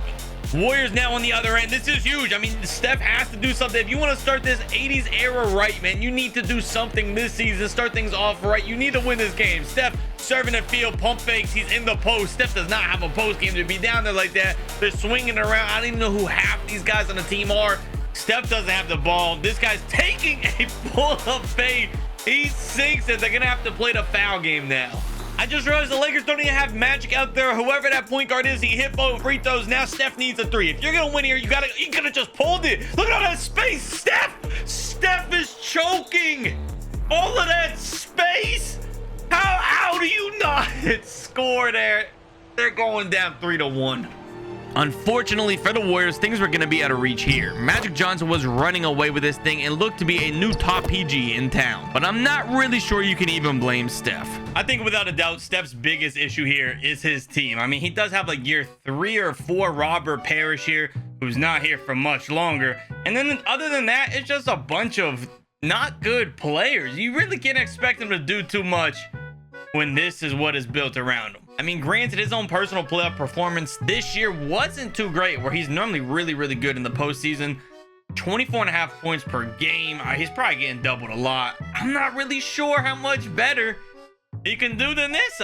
This could be a really rough patch for Steph. I mean, moving on to next season, Steph does get another MVP though. So, I mean, I guess that's a solid with 27 points a game, 5 boards, almost 9 assists, 2 steals. But it really didn't reflect in the standings as much as you would like. 4th seed. They couldn't even get the 2nd seed to compete with the Lakers. I don't see them making it too far here.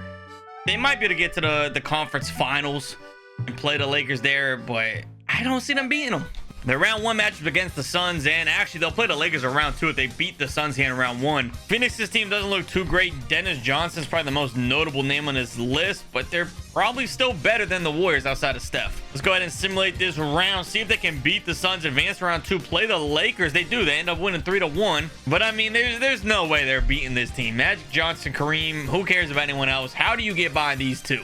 They're in the same situation as last year. They split games 1 and 2. They're down 3-1 yet again. I think this is going to be literally a replica of the season prior. Golden State Warriors have been eliminated.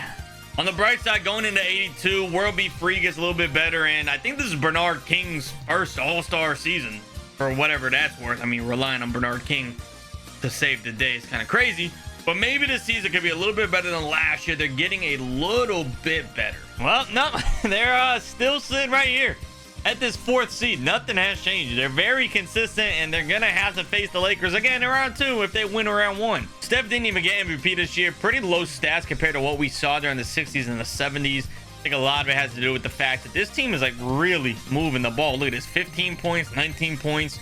Yo, that dude's head is just, that is crazy. Portland Trailblazers in round 1. Let's go ahead and simulate the round, see if they can advance to round oh, they couldn't even get to the Lakers this year.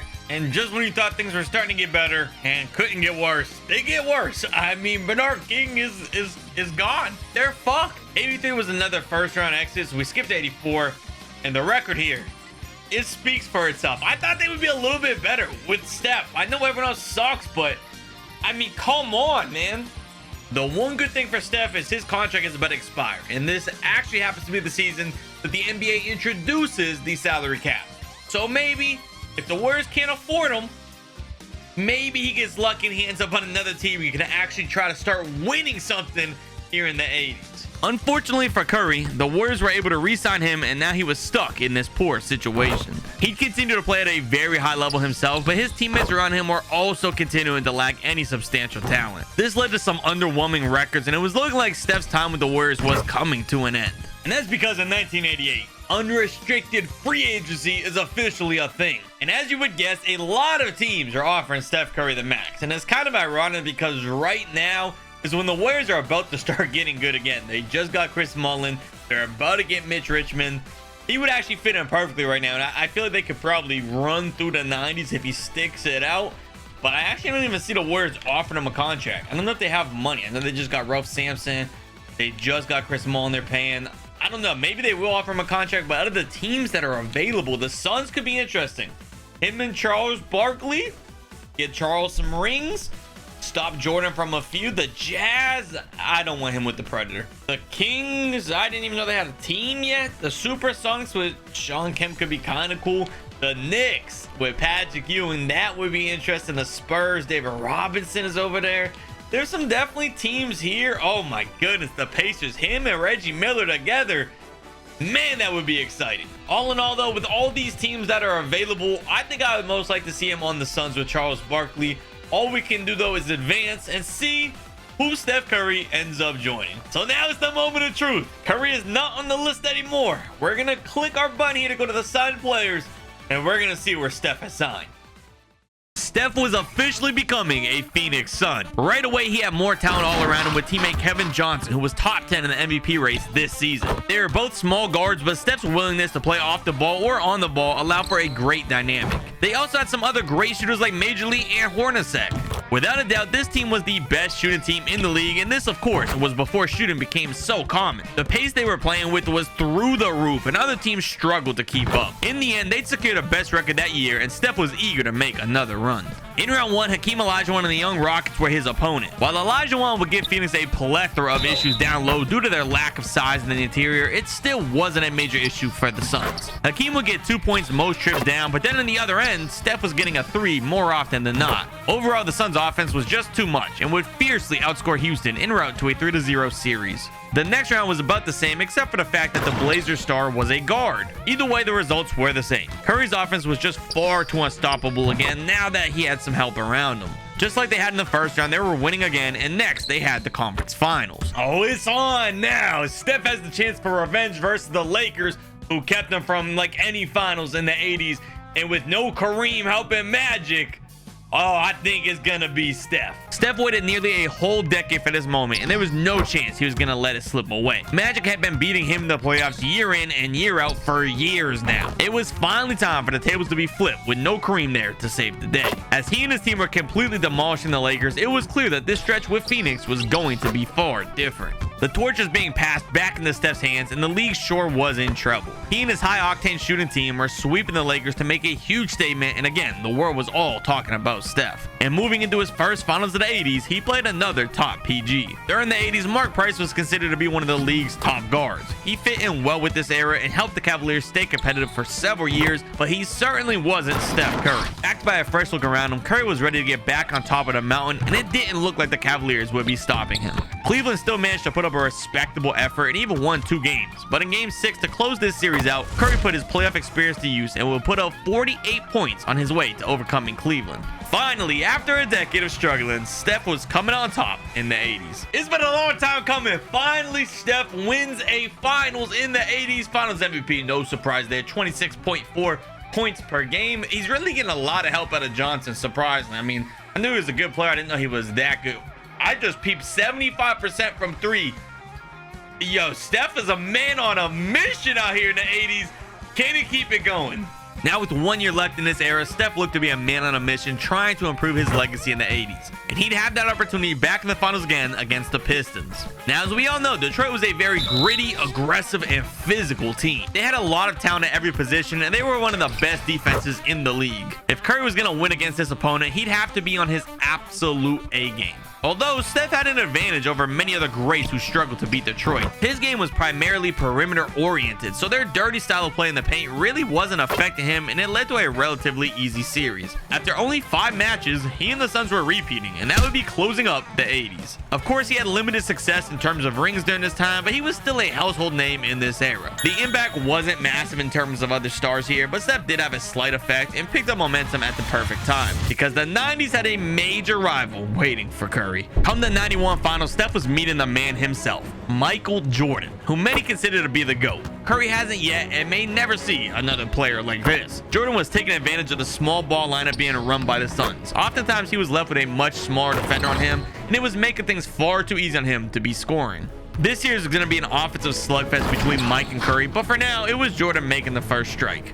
But of course, it was a 7-game series and not a single elimination, so Steph had more than enough time to get back into this series. The second game, still at home in Phoenix, was a quick turnaround as they hit Chicago right back to tie everything up. These back and forth wins against each other would establish a theme in this series, because those weren't the only matches being traded back and forth. These two teams seemed to be equally matched, because the first 6 games of the series would all bounce back and forth wins without either team being able to get any separations. This would set us up for a climactic Game 7, where only one of these two all-time greats were going to come out on top. While it was impressive that Steph pushed Mike to a game 7 in the finals like nobody else ever could, his time in the series was coming to an end. We were officially seeing what a game 7 finals Mike looked like, and it wasn't pretty for the Suns. On both ends of the floor, he was clearly the best player, and even though Steph still played well, it wasn't enough to outlast Jordan.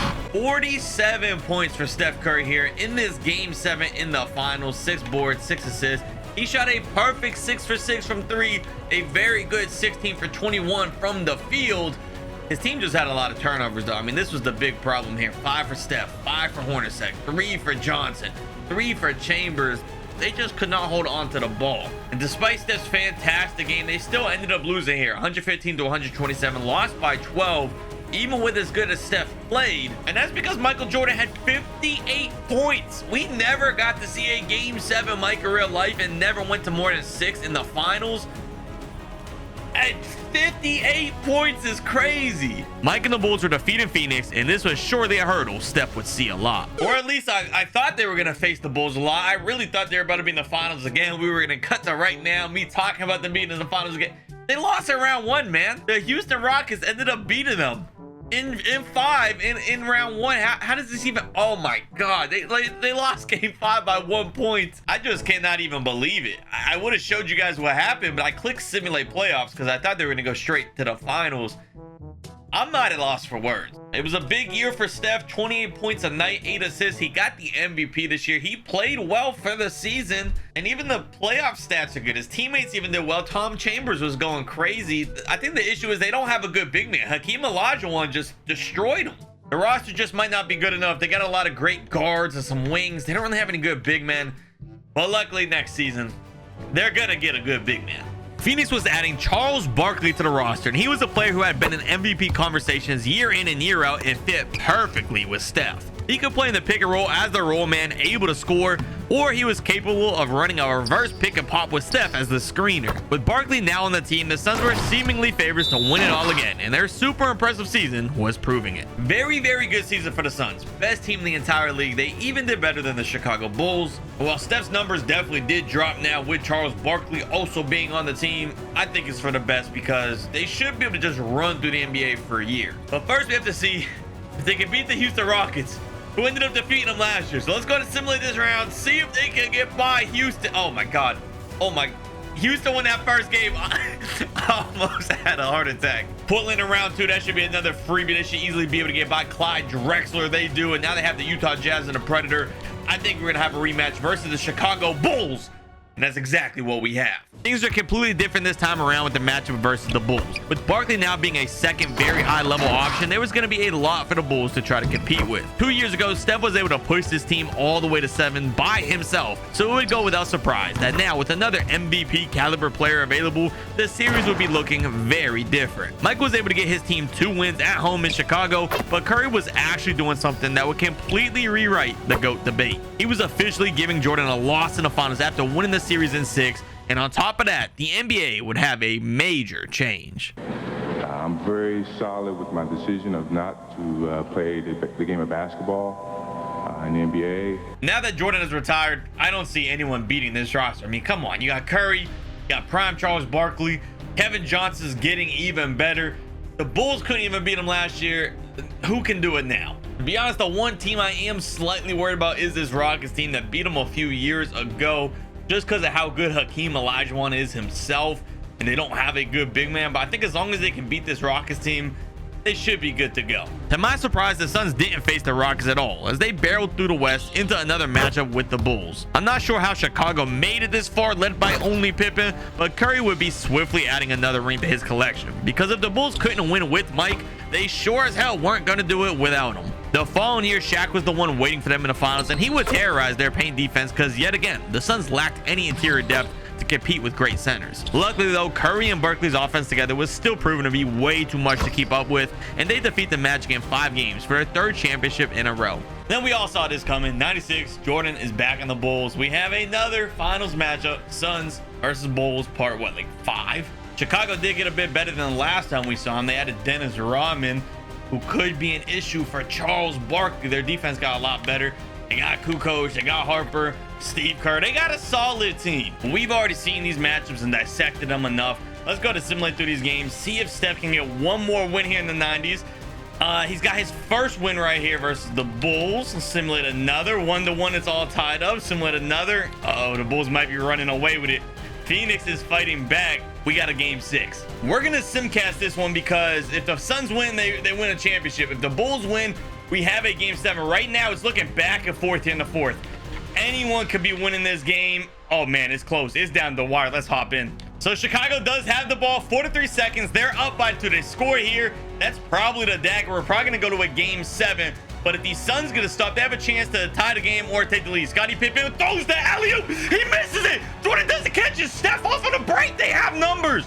They're not gonna go quick. They slow it down. I think I would have pushed the pace. Steph Curry, he's getting a screen for Charles Barkley. Curry, one man to beat. Steve Kerr is not good enough. Curry over his future coach. He ties this game up. This thing is all tied up now. 24 seconds just about. Michael Jordan has plenty of time to make something happen here. They get the ball into Harper. It's got to be in MJ's hands. You can't throw no sloppy alley-oop again. Get a turnover. Give it to MJ. Let him cook. They're running down the clock now. 13 seconds remaining in this game.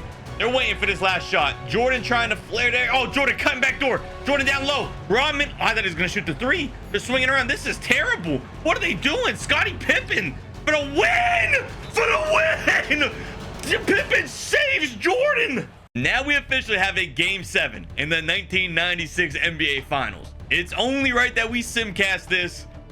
Who is going to come on top? Is it going to be Jordan taking a ring, or is Steph going to steal one? And it's right now looking like Steph. They have a massive lead. Curry and the Suns have a huge lead. I don't think that there's any way the Bulls can catch up. There's no way it's over. Phoenix is champions yet again of the National Basketball Association. And in this game 7, great effort from both Barkley and Curry. Really, Barkley turned it up a notch with 32 points. Steph still had a very solid game. They didn't hit a single 3. They're champions once more. I think that is 4 or 5 in a row now. But unfortunately, next season is going to get a little scary because Mr. Charles Barkley is about to be leaving for the Rockets. Though the one positive after losing Barkley was the addition of Jason Kidd. He wasn't a star just yet, but his playmaking was a huge help to Steph getting open looks, and the media coverage around the duo really hyped it up. But with Kidd still not quite in his peak yet, they'd be losing to the Jazz in the playoffs in both 97 and the 98 playoffs, but that would change soon enough. In the 1999 season, Jason Kidd was taking a jump to becoming one of the NBA's top tier guards. Not only was his playmaking the most impressive in the league, but he was also developing into a talented scorer. He was a legitimate candidate for the league's MVP, and by no surprise, come time the playoffs rolled around, he was a major help in making a deep playoff run. In the conference finals, they would face the San Antonio Spurs, and even though the young Tim Duncan was exceptionally impressive, his efforts weren't going to be enough. The Suns would advance past them to make their 7th finals in the 90s. Now Steph was left with a matchup against the Alonzo Mourning-led Heat, and this was certainly his easiest matchup he's had since the 94 Bulls without Mike. I'm not sure how they were able to make it here over the New York Knicks, but the one thing it did do was make talking about this series easier. Steph was smoking Miami in the series and was helping Kidd get his first ever championship. But this would be his last victory in the 90s because the following year he ran into a Kobe and Shaq Laker team that was miles ahead of Phoenix at this time. Kobe was the future of the league and it was showing here. But for now, Steph was happy to close out the 90s with a very successful stretch in the GOAT's era. Speaking of the GOAT, he and Kareem were taking the biggest hits to their legacies now that Steph had spent time in their time period. And now moving into the 2000s, Steph had more help. Shawn Marion was the league's most improved player and he was now playing at an all-star level. But was he enough to overcome the Lakers? They'd face off with them in the conference finals again, as we'd get to find out. Now with Marion coming to form, they had one of the best defenders in the league available to attempt slowing down Kobe. But that would still leave Shaq, and Phoenix still had no good centers to compete with the Aristotle. Luckily, Curry had the answer for this problem, just like he did years ago against Orlando in the finals and against so many other teams over the last few decades. He was outscoring the opposing team that often was looking for two-point shots close to the rim, while Steph was letting out a barrage of three-point attempts. In the end, this would be too much, even for one of the NBA's greatest dynasties ever, and Phoenix was actually pulling off the win. Well, after an exciting series with the Lakers, somehow the Charlotte Hornets are in the final. Steph has definitely been blessed with like some not so great opponents once he makes it to the finals. I don't even know how these dudes even got here, man. Nonetheless, though, we'll go ahead and simulate some games. I think the Suns are going to sweep. I think Curry's going to get his first championship in the 2000s. Looking like it. The Phoenix Suns are champions once more. And oddly enough, the Finals MVP actually goes to Shawn Marion and not Steph or Jason Kidd, who is about to be leaving. Kidd was making his way out to the east to join New Jersey. And while Steph was left with another Steph to help him, it wasn't exactly enough to compete with the early 2000s West. Honestly, the Suns still did pretty good. I think in real life they had like 30-something wins this season, so pretty big jump just by having Steph Curry. And it looks like they were dealing with some injuries, with Shawn Marion even being hurt right now as we speak. Steph missed 13 games this season. Honestly, if they were healthy, they'd probably do even better. The scoring from the entire team is pretty well spread out. A lot of great scoring options on this team. And this Warriors team is their matchup for round one, led by Gilbert Arenas. I'm actually pretty confident that Phoenix will win this round. So let's go ahead and simulate it. They're going to come out on top, but then they're probably going to face the Lakers, who almost lost to the Clippers somehow. But against the Lakers with Kobe and Shaq, I still think LA's probably going to come out on top. Maybe Phoenix can surprise us. They're up 2-1 right now. Let's simulate the round. They actually do come out on top versus the Lakers. Had to go make sure everyone on LA was healthy, and it looks like they are. So somehow Steph and this Phoenix Suns team, they're doing the unthinkable. They beat the Lakers here, inadvertently preventing Kobe Bryant from getting another championship. Not because Steph won, but because he was able to beat him. Although he does still have a chance to win. He has the Timberwolves now, and on the other end, I see that the Hornets somehow are in the conference finals again. It makes no sense to me. Timberwolves tied up 1-1. Phoenix is up 2-1. 2-2 now. We all know game 5 is huge. Let's simulate that game. Minnesota goes up, and now we're gonna go ahead and simcast this final game. If the Suns lose here, they're out of the playoffs. But if they win, they force a game 7, have a chance to make the finals. I didn't expect them to do good at all, but they're getting smoked here in this game 6. But Steph had a pretty good bounce back here in 2003, adds another MVP to the collection, and got his team the best record in the entire West, outclassing the Spurs and the Lakers. Maybe this team can do better than I actually thought. Facing off against the Warriors again in round 1. They beat them last year. Can they do the same this year? They're actually down, and they get bounced in round 1 to the Warriors. I think the Warriors beat someone in real life in round 1, didn't they? The We Believe Warriors, something like that. Oh my God. Which now brings us to the last year in the Stephon Marbury era to team up with Steph Curry. Can they get it done? Can they win at least one championship? That's not a good start. Amari getting hurt. And at the All-Star break, it's not looking very good, because last year they were the 1st seed, but now they're the 5th seed with a 31-19 record, which isn't bad, but it's definitely not the 1st seed. Maybe they can improve by the end of the season. And going into the end of the season, they maintained about that 5th seed there, 50-32, which is still really good. And in round 1, they're going to be facing this Grizzlies team, who quite frankly is a pretty good team. So we're gonna go ahead and simulate the round, see how it ends up going. Can they outlast them? Looks like they're actually gonna sweep them, which I'm kind of surprised by. But now they face the Lakers, who yet again we already know just how good they are in these early 2000s. And unfortunately, Phoenix was not able to upset them this time like they did a few years back. And that's gonna end the Marbury era, because Steve Nash is officially a Phoenix Sun. He was on his way to becoming a back-to-back NBA MVP and may have been the best PG in the entire league. His passing abilities were above even that of Jason Kidd, and he fit in flawlessly alongside Steph. On top of that, he was also a fantastic shooter in his own right, which created a new look Splash Bros. Without Steph on the roster, this was already one of the best teams in the league in real life and had talent at every position. When you add Steph to the 7 seconds to left offense in Phoenix, you get possibly the most high-powered offense this league has seen. And with that said, the Suns are enjoying the league's top record. And in the first round of the playoffs, Kobe was waiting again, like always. But now with no Shaq on the team, the high-paced offense of Phoenix had literally no threat of being defeated. We all know how great Kobe is, but he was falling easily. In the second round, they met Golden State again and would beat them like they have a few times now. Aaron Davis and his group were falling in a sweep. And finally, in the conference finals, they ran into Nash's old team. This was his opportunity for revenge on the team that gave up on him, and Curry would allow him that revenge by taking a step back and letting Nash dominate, which is exactly what he would do with some very impressive stat averages. This would be a closer series than the others, but Nash still had enough to get it done. Dirk was falling to Phoenix a few wins short of the finals. Eventually, the Suns were matched up with Boston, who was good, but only really had Paul Pierce. Phoenix continued to prove why the Suns were the favorites to win it all, because even here in the finals, it was clear that no team was able to hold a candle to this offensive juggernaut.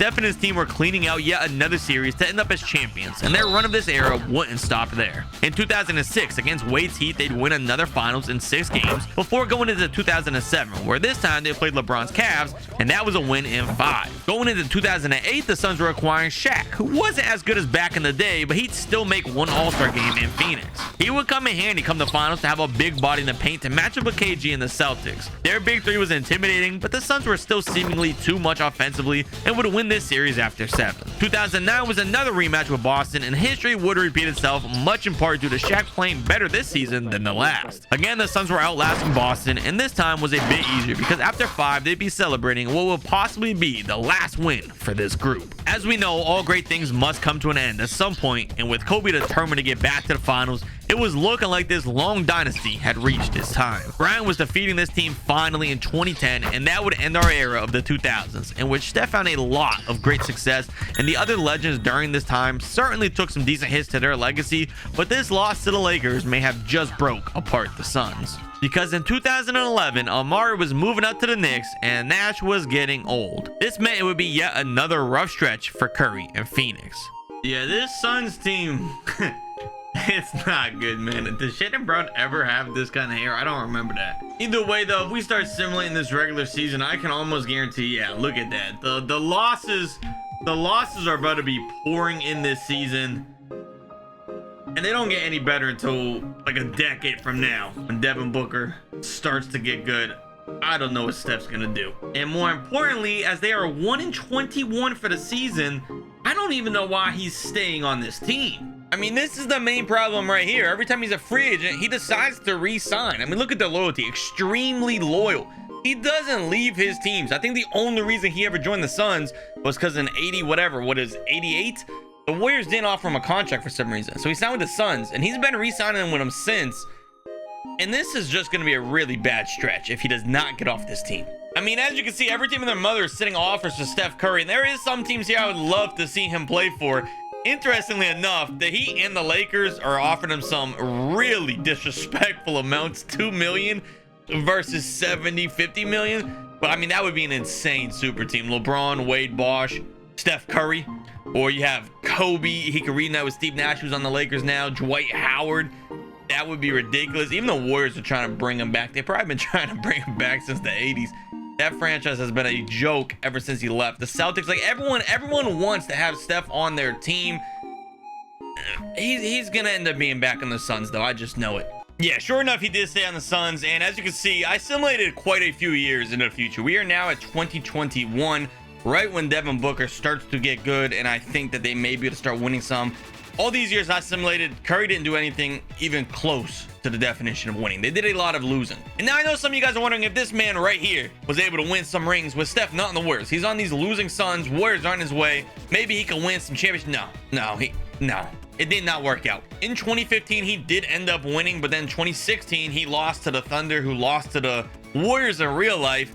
And then the next year, he lost to the Houston Rockets with James Harden.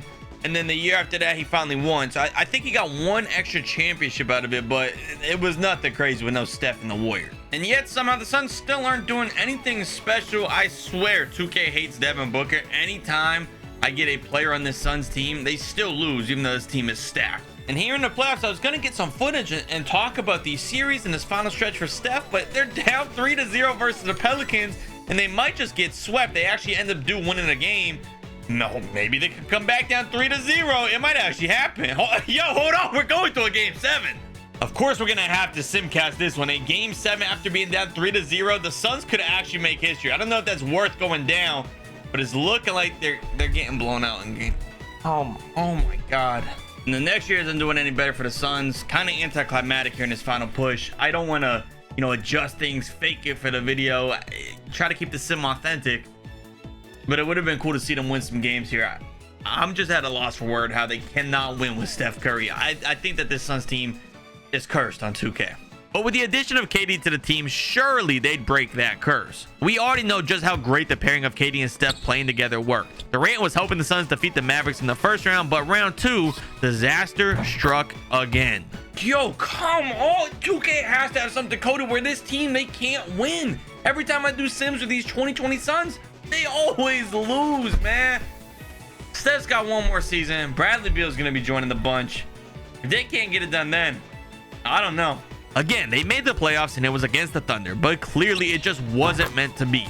In round one, even with as much talent as they had, they were still being bounced easily by OKC. Curry's career started way back in 1960 with him winning every season, and now at the end, he seems to be losing every season. Nonetheless, his long 65-year career was filled with tons of accolades and success that Steph can be proud of. LeBron is the undisputed GOAT in terms of longevity. He's been playing for 2 decades now, and even at nearly 40 is still putting up some insane stats. But what if he played forever? We're taking him back to the 1960s where he'll play guys like Bill Russell and of course the all-time great Wilt Chamberlain, and he's going to continue to play through time against every single era in NBA history all the way until 2024 through the modern NBA. Going back to the 60s, he was joining the St. Louis Hawks as a rookie and would fascinate the world with basketball abilities like never before seen. His athleticism was only rivaled by the likes of Russell and Chamberlain, and practically instantly he became the most threatening force in the entire NBA. And while this era was filled with LeBron's unbelievable feats of athleticism and highlights over the much lesser competition, there were only 9 total NBA teams during this era,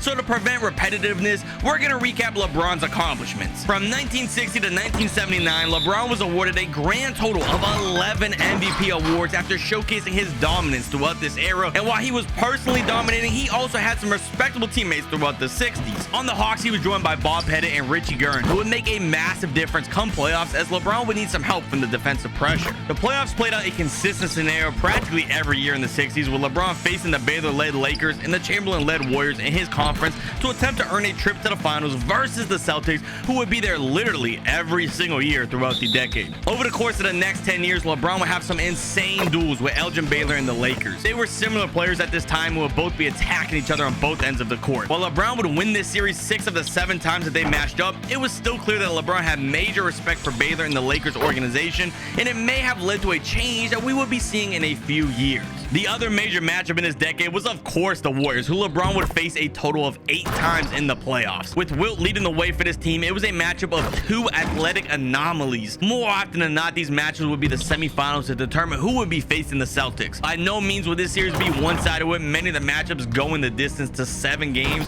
but in the end it was obvious that LeBron was the better player, as he'd be the victor of these battles 6 out of the 8 matchups, which in turn meant he had an opportunity for 6 championships as he was facing the Boston Celtics in the finals. Boston of course had the spotlight on Bill Russell, who was a defensive mastermind and a dominant force down low, but you'd be crazy to not also mention the elite supporting cast of guys like Sam Jones and John Havlicek and even Tom Sanders. They were a legitimate force, and it was obvious why Russell had won 11 times in a reality that we all know. LeBron went back down from this challenge though and showed why he was winning so many MVP awards. He was attacking Boston and attempting to carry his team over the hump. He was getting Pettit involved, and they formed a devastating 2-man offense that was far better than any 2 that Boston could offer. While it wouldn't be a perfect stretch, LeBron would still perform better than I had expected and come out of the stretch with 3 championships in 6 appearances until the clock turned to 1968 and James decided to join some rivals. In free agency, he decided that this would be a good opportunity to join Baylor and the Lakers, who have been battling versus for years to this point, and apparently Wilt had the same exact idea, as he'd also joined LA the same year. Now they had a very formidable team that they'd stampede into the finals with to face Bill Russell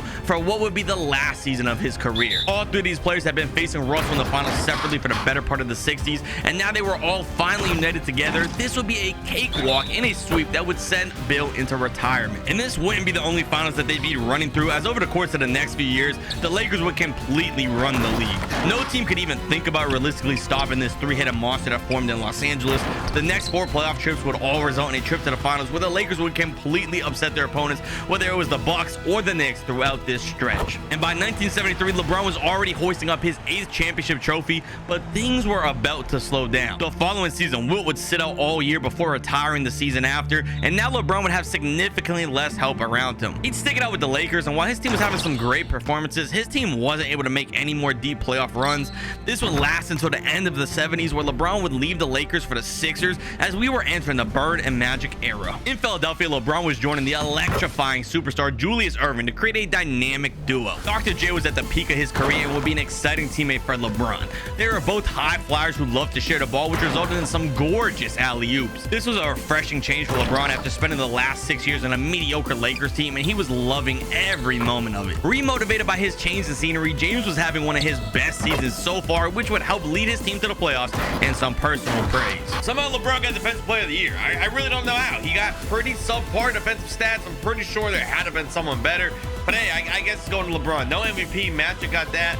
But we are headed to the playoffs again. The first round of the playoffs was versus LeBron's hometown Cleveland Cavaliers, but he wasn't going easy on them just because he was back in Ohio. He completely dismantled their defense through the series and easily sweep 3-0 in the best-of-5 series. Round 2 seemed to be even easier for LeBron and the Sixers as they were battling Milwaukee for a trip to the conference finals in what was a pretty one-sided match. Sidney Moncrief was the only Bucks player worth an introduction, and to be honest, he was fighting for his team. He had some great performances to try and keep the Bucks in it and had me slightly concerned that he could possibly upset LeBron, but in the end, LeBron proved to be too much and was knocking Milwaukee out of the postseason. In his last hurdle to the finals would be a rookie Larry Bird, who was playing like anything but a rookie. As of now, Bird didn't have some of his iconic teammates just yet, but he had himself, which was plenty of a threat to LeBron. Larry was being defended by the Defensive Player of the Year, but it was apparent that it didn't matter to him who was guarding him, and he planned on scoring regardless. Going into Game 3, the series was all knotted up 1-1, and with Larry Bird having an unbelievable playoff scoring performance, he would set his team up to take the lead in the series. Philly's down 17 with a minute to go. Boston's gonna go up in this series 2-1. That's huge. Larry Bird had 60 points in this game. That Defensive Player of the Year is looking like it did not matter. Who is this guy? I don't know, man. LeBron has to win this next game in Boston. LeBron was officially down in the series for the first time in the playoffs, and all eyes would be on how he responds. Straight out the gates, he was aggressive and trying to do what he could to keep his team in this series. He knew just how difficult it would be to win on the road in Boston, but he was up to the challenge and proving it to the world. His running mate, Dr. J, was just as motivated as LeBron to get this win on the road, and he was doing his part as well, providing a huge scoring boost to the Sixers. But even with all of that, Larry Bird was going to keep this game close. LeBron and Dr. J have both been playing incredible, but this game is still close. 2-point game here in the last shot clock possession. Dennis Johnson with the ball. He loses it. Dr. J gets it. He gets time out quick. Yo, that might do it. They might win this game. The Celtics fouled LeBron. If he hits both these free throws, which he hits number 1, if he gets the next one, that's going to do a 4-point lead. That's going to be too much for Boston to overcome with 16 seconds left. King James in the clutch to tie the series. It is good. We're headed to Game 5.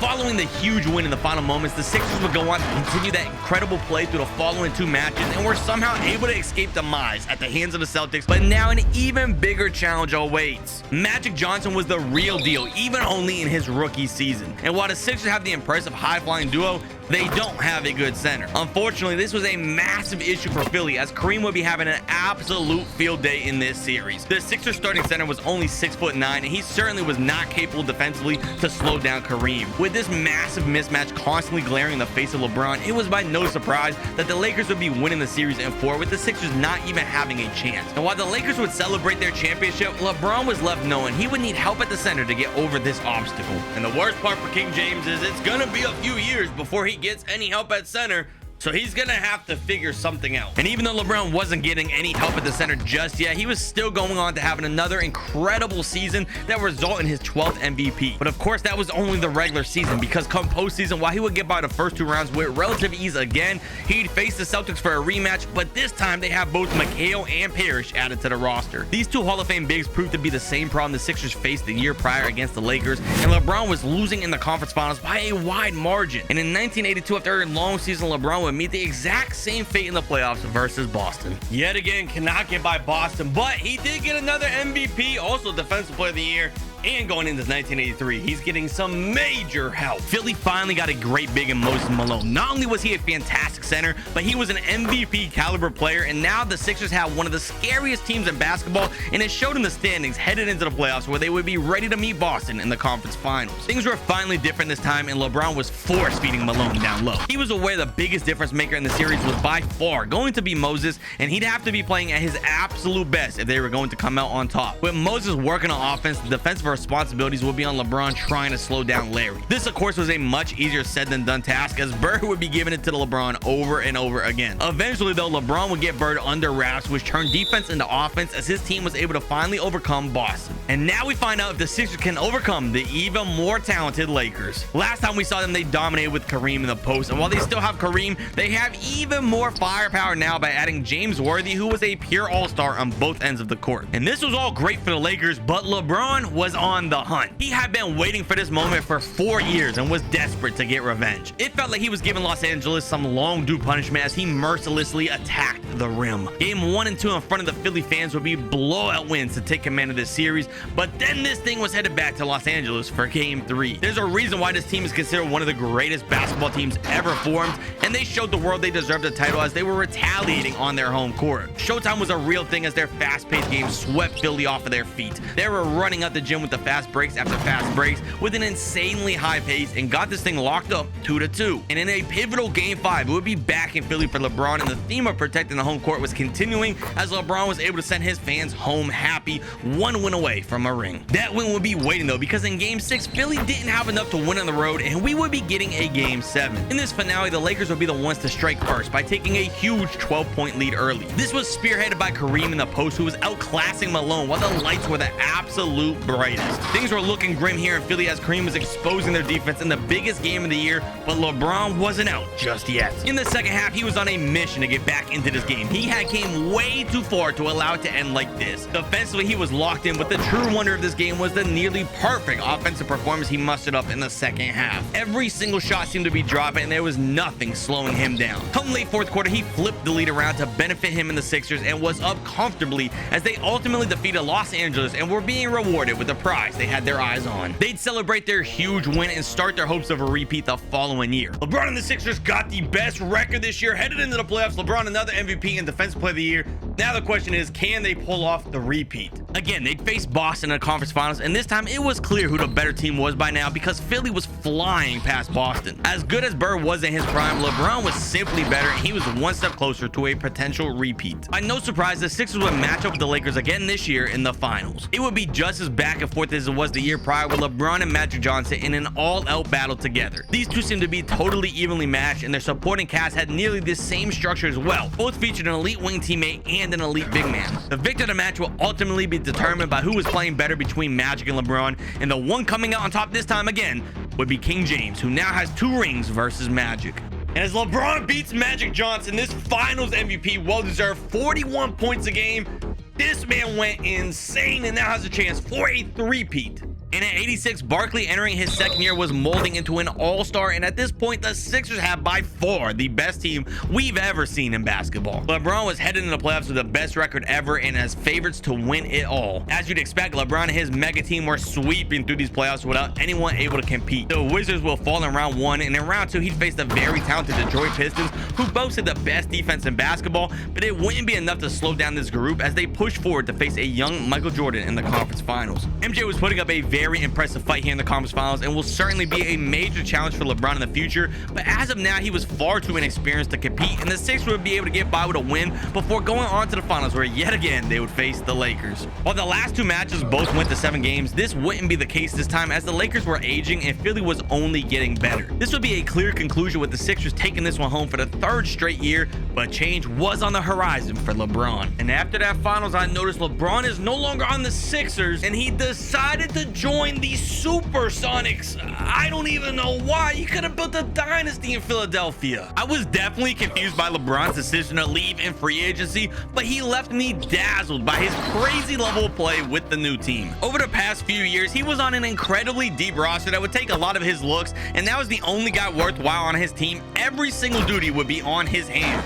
I'm sure nobody is shocked that he would rise to the occasion, and under the pressure of being the sole star, he'd still find a way to carry his team and put on a show for the fans en route to more incredible stats, an MVP, and a trip to the second round versus the second-seeded Rockets. Houston had a young but very dominant Hakeem Olajuwon leading the group. It was almost like deja vu because, again, LeBron's team lacked a relevant center to match up versus a league filled with some of the best centers of all time. Olajuwon was piecing apart Seattle's defense trip after trip with ease, and on the other end, LeBron did just enough to help his team get one win, but he didn't have enough in the tank to get much more than that, as he'd be falling to the Rockets. Over the course of the next few seasons, the Sonics would of course remain competitive while being carried by LeBron, but eventually in the playoffs, they would fall short of their ultimate goal of winning a ring. In 1988, he'd be facing the Clippers in round 1 and losing a tightly contested 5-game series. Then in 1989, he was up against the Blazers in the conference finals, but Clyde Drexler proved to be too much to handle. And again, in 1990, the conference finals would be Bron's downfall against Stockton and the Predator, and finally they were bounced in round 2 by the Phoenix Suns in an upset in 91. But in 1992, LeBron had enough losing and was ready for change. Shawn Kemp was having a huge breakout season, and Payton was starting to gain his reputation as the glove with his elite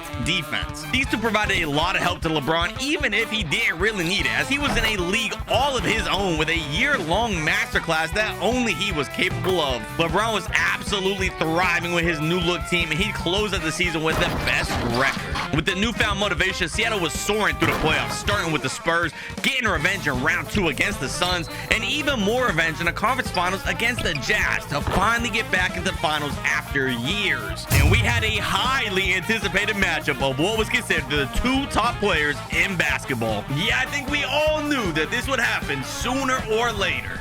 LeBron was ready to put on a show, finally back in the finals, but in game 1, Jordan would be the one making the first move with an offensive assault, even with the defensive specialist Payton sticking him, and he was up 1-0 in the finals. This didn't mean much to LeBron, however, because he knew it was a long series and he was taking it game by game. The next match in Seattle, he'd be taking a win home, and headed into Chicago for game 3, he kept up that play with another win and led the series before MJ was propelling his team to the finish line with a strong game 4 showing and tying everything back up. By now, you would be fooled to think either team was going to run away with this series without it going the distance, as in the next 2 games, both stars would trade heavy blows and knot everything up for a game 7. Where simcasting this game 7 is so far is looking pretty close. Neither team is able to get any separation. Maybe the Bulls are separating a little bit here late in the 4th. This one might be going down to Chicago. Seattle still trying to come back, and they're right back into this thing. With Seattle down 2, the next few possessions result in gritty, hard-fought defensive stops for both teams until just under a minute left. LeBron would drive his way to the basket and find a wide-open teammate to tie the game up. The following play, Jordan would try to post up Payton, but he'd end up being just slightly off, and on the break, Cage would end up being fouled and sent to the line to give his team a 2-point lead. Cage just made 2 free throws to give Seattle a 2-point lead. Michael Jordan with it at 17 seconds. He's going quick. Jordan draws the foul. He's headed to the line. As we all expected, MJ hits both of those free throws. 15 seconds left, coming up a timeout. What does Seattle draw? Shawn Kemp is fouled out. It's got to be LeBron James here. 10 seconds. He's drawing down the clock. He's got to ground him. LeBron, get to the paint, the pump, the tough slide. He gets it in for the 2-point lead. Chicago, no timeouts. They're going to have to go quick. Is it going to be a half-court heat from Paxson? It is. John Paxson, it's off. LeBron beats Jordan in the first of what I imagine will be multiple NBA Finals. LeBron makes the first strike, and he is a champion again with the city of Seattle. After their ring, Seattle got even hungrier as they added more depth with Schrempf and an even solid center pickup with Sam Perkins to round out their starting lineup. They'd again be the most dominant team in the West and find themselves locked into a rematch with Chicago in the finals. Like I mentioned, the Sonics had expanded their depth and definitely improved since the previous year, but Jordan must have taken the last loss extra personal because there was absolutely no denying him the championship this year. He looked to be by far the best player on the court throughout the entire series. His scoring was too much for Seattle to possibly match, and no matter what defensive schemes they threw at him, it wasn't making any difference at all. Jordan would leave Chicago and would be halting any hope LeBron had of a repeat with Seattle, but that would be it for MJ, as after those finals, he was announcing he would retire, and now things were completely wide open for LeBron James and the Sonics for the next few seasons without Chicago in their way. With MJ and the Bulls out of the picture, this was LeBron's league now. It wasn't even a contest, as he was the undisputed best player in ball, and he was crowned the MVP in both 1994 and 1995 thanks to his stellar level of play, and in the playoffs both years, no team was able to get any more than 2 wins at any playoff series. And while the Rockets would give him some respectable matchups in the West with Hakeem playing in his prime, Seattle really had far too much skill, and while the Rockets were a slight challenge, the Sonics would still be winning and heading into the finals in 1994 versus the Pacers. This is where LeBron would have an easy 4-0 sweep for ring number 13, and then in 1995 he'd be earning ring 14 versus the Cavaliers, who upset the Knicks in the conference finals but couldn't compete versus LeBron and the Sonics. But come 1996, it would no longer be a walk in the park. LeBron's tyrannic reign of the NBA was continuing in 96 as he was working his way through the playoffs again. Every round in the West seemed pointless as nobody could keep up and fans just wanted to skip straight to the finals. And I mean, come on, we know who this finals is gonna be against. Both of the teams are 72-10. I mean, we are in for a treat here in this series. There was a major difference this time since last matchup with Rodman joining. He made a huge difference on the glass and of course on the defensive end of the ball. But as we all know, the main star was still Michael Jordan, who is coming off one of the greatest seasons of all time. He was the leading force in his team, earning a 72-10 record and was again leading the charge in this series. But the Sonics got a lot better since the last matchup too. Peyton was now one of the top point guards in the entire league, and his defense was something special. And by now his offensive game developed with an uncanny ability to run the pick and roll, which would prove to be a major difference maker as Seattle was up 3-2. Years ago, Jordan was down 3-2 to LeBron and was able to force him into a game 7. So this time LeBron was prepared to prevent that from happening. Game 6 of the series became LeBron's playground as if he was in a shoot-around all by himself. No defensive pressure was affecting him and every shot was falling in. He had been efficient all of this final series, but this match went even further with a 50-point performance, which was enough to celebrate in Seattle as a 15-time NBA champion. Elated off of completing the three-peat in 1997, things appear to be continuing the same as they had. LeBron and the Sonics were killing it in the regular season and finishing with well over 60 wins, all to place the first seed and ready to begin their run in the playoffs. There was a major problem. LeBron really lost in round 1 to the Blazers. Oh my God. The issue would even compound as Kemp would leave to Cleveland that next year, and while Bron still did have enough to get into the playoffs, he was met by Olajuwon, who would finally get past the man who had prevented him from having any success during the 90s. And unfortunately, this would start an awful stretch for Bron. The West was becoming very stacked, with guys like Tim Duncan on the Spurs taking over and the young Kobe Bryant developing while playing alongside Shaq on the Lakers. But the next few years, LeBron would be falling shorter than he'd like, and in 2003, Seattle finally brought him some help by adding Ray Allen. This young Ray Allen was of course the best shooter the NBA had seen by this point, but was also an athletic, capable finisher, which made him an elite scorer. With the addition of Ray, Seattle was working their way up the hierarchy of the West, and while they'd have some epic duels versus the West elite, they just weren't deep enough to outlast the early 2000s Lakers or make any strides to get past teams like the Mavericks with Dirk Nowitzki at an MVP level, the Suns with Steve Nash orchestrating one of the best offenses ever, and of course the dynasty Spurs, who were cemented during this era. So LeBron refuses to leave Seattle. I don't know if there's just the baddest bitches ever out there or what.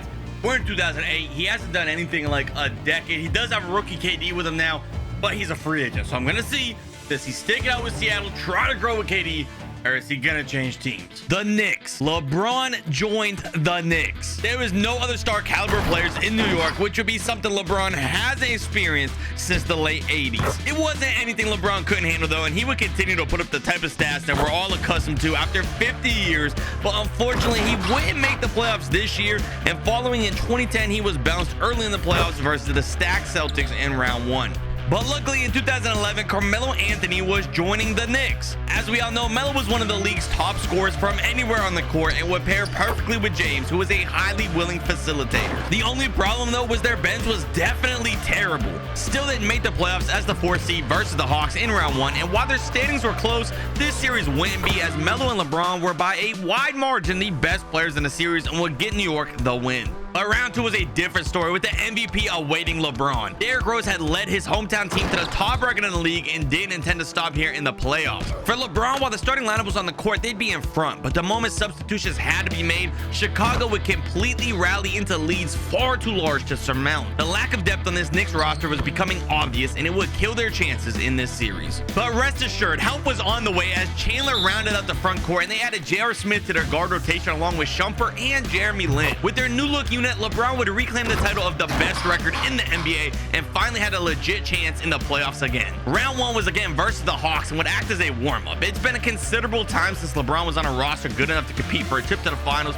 and getting back ready was important as they got past Atlanta. Following Atlanta, they faced Boston, but their big three was starting to get older and weren't as scary as they would have been a few years back. This series was a huge one for Carmelo, and even though LeBron still played well, MVP of the round would for sure be Anthony as they were advancing to the conference finals. And these conference finals were nothing special with a Dwight-led Magic team waiting there, and the only problem was Dwight was the only player considered a problem.